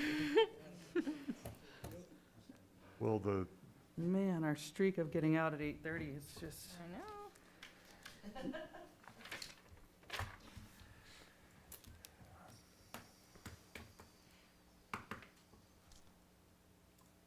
Yeah, I gotta be up at 4:30 too. 11,200? sounds about right. Perhaps? 1,000. 9,200. Yes, 11,200. Lori's got it. When I circulated this to the nonprofits, I know that the more experienced ones who have come to the town before did ask for an amount knowing that it would probably be reduced. So I think the current proposal that you're looking at is extremely wise and makes sense. And then maybe we work on new We have rubrics for time next to year. develop a, Yeah. a plan for, It's one of the easiest funding applications in the county. yeah. I know, like I said, there's no way of getting out of here unscathed, but it's okay. I like that I mean, idea. are we I like good that. with that? I'm very good with that. Yes, Okay. Direction to the, not to speak for the board, but yeah, Well, you And spoke for I yourself. am. I agree.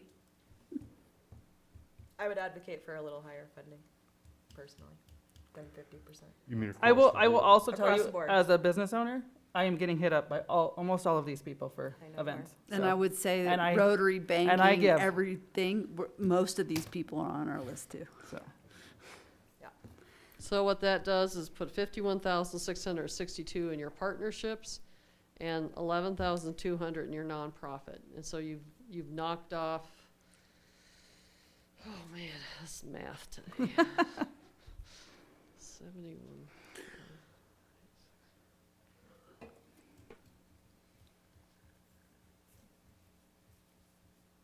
Knocked off about $9,000 overall. Works for me. That's a good amount. okay. I know, it's not perfect and it's, but we can move on. So, yeah, but action item, did you need a motion on this? It was it's discussion, it was, No, it said action, that's why. Yeah, I have it under action if you'd like to make that action, because that way I can tell No, the I don't. nonprofits, no. so I thought it was gonna come back for, It's basically gonna be a lump sum in your budget. okay, That's fine. So, that's fine. That We works just give as the direction same and- thing, yeah. okay. So, Okay. question though, so when we're doing our budget this year for next year, do we need to have somewhere in our budget, like what we're gonna be, I guess that'd be in the 2023 budget? Like, do we need to have an amount That we can decide it. anytime later? So, Okay. so the first time I heard of this is when they did their presentations. At some point in the past, you'd asked for a better plan. So it's my goal now to come up with a better plan. I like Kelly's plan. You may not like the plan, but we'll come up with something that makes more accountability for nonprofits to apply. And Oh, no, I like the plan. I just wanted to make sure that we didn't need to be thinking of what that lump sum will be for the next year. No, we got time. Okay. Yep. Okay, Much math. I know. The worksheet. All right, we are didn't gonna move on to our land use action agenda. Resolution 495. But we can't move on to that. Why? People are sitting in the back of the room. They probably want to sit there for another hour. Yes. All right, Oh, Katie. there they are. Let's table it. I'm kidding. I'm glad to see you're here, though. We should have moved them up.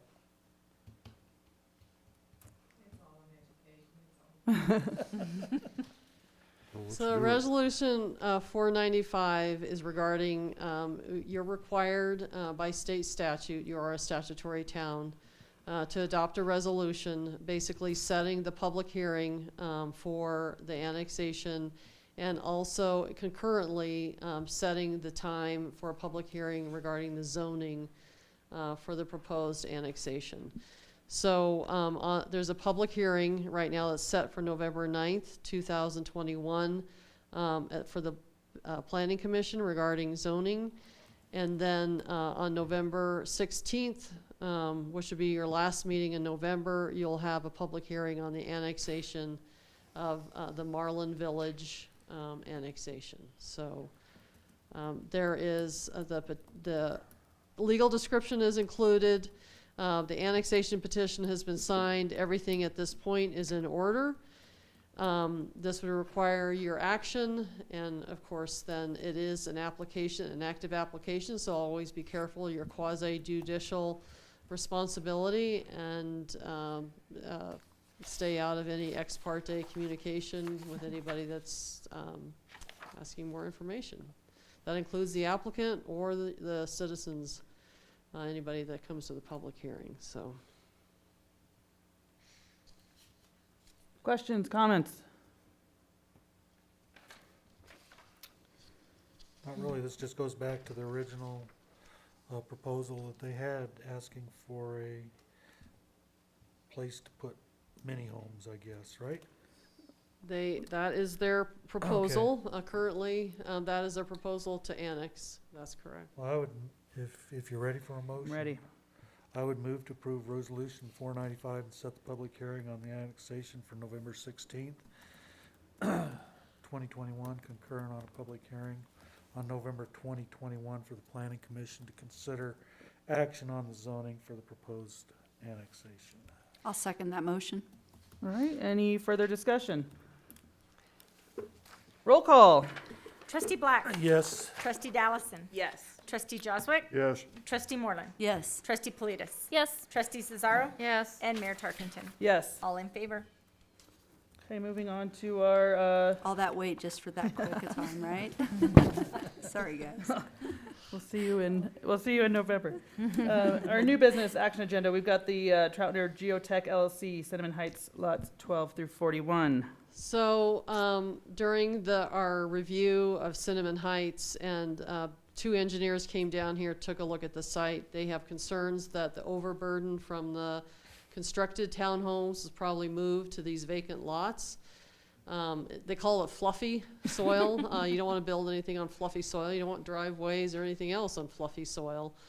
So we have they did get a proposal from Troutner. This is a company that we've used for the waterline project, and been very fair with their cost for geotechnical. They said it is imperative that the geotechnical engineering consultant be included in the development of the foundation design and be notified, included in monitoring testing. So I just want to make sure that this paragraph follows through with,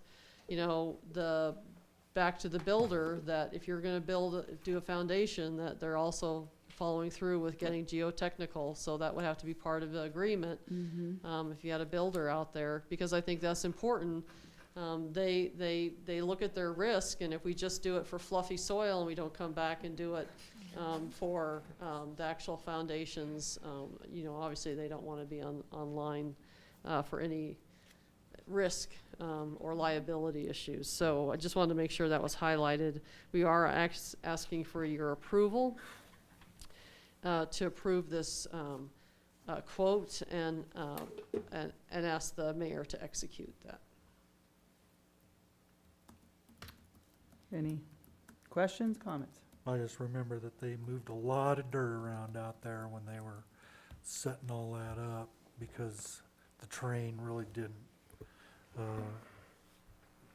wasn't really conducive to the kind of development they had in mind at that point in time, which probably also is one of the reasons why a lot of that irrigation got moved around.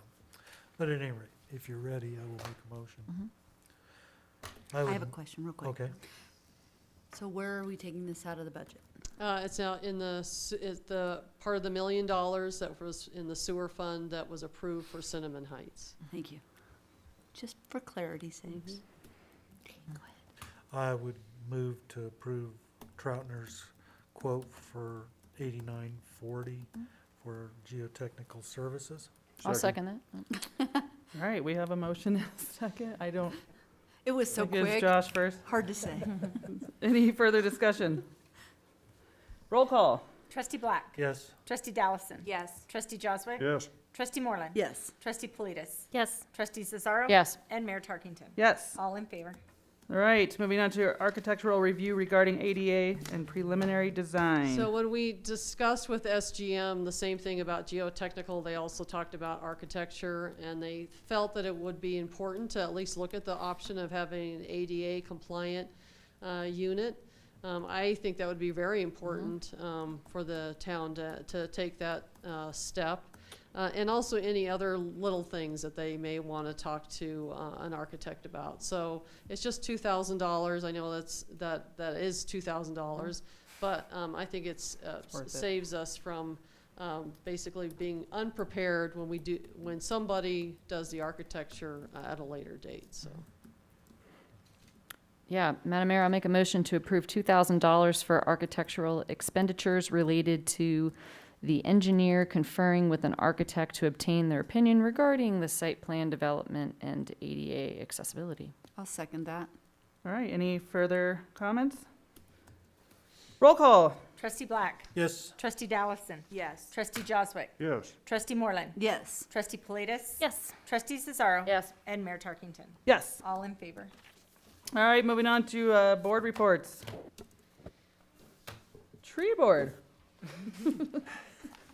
Tell us all about your day. We had a fabulous day on Sunday. You have 45 minutes. Let me tell you all about it. No, we had a fabulous meeting on Sunday. We went out, we used Colorado Tree View to enter in the first part of our tree inventory. So the town had granted us some money, and we are going to hopefully put it to some use. Katie's been looking into some software that we can use for identification, and all of these are exportable into GIS, so they can go into really any software system.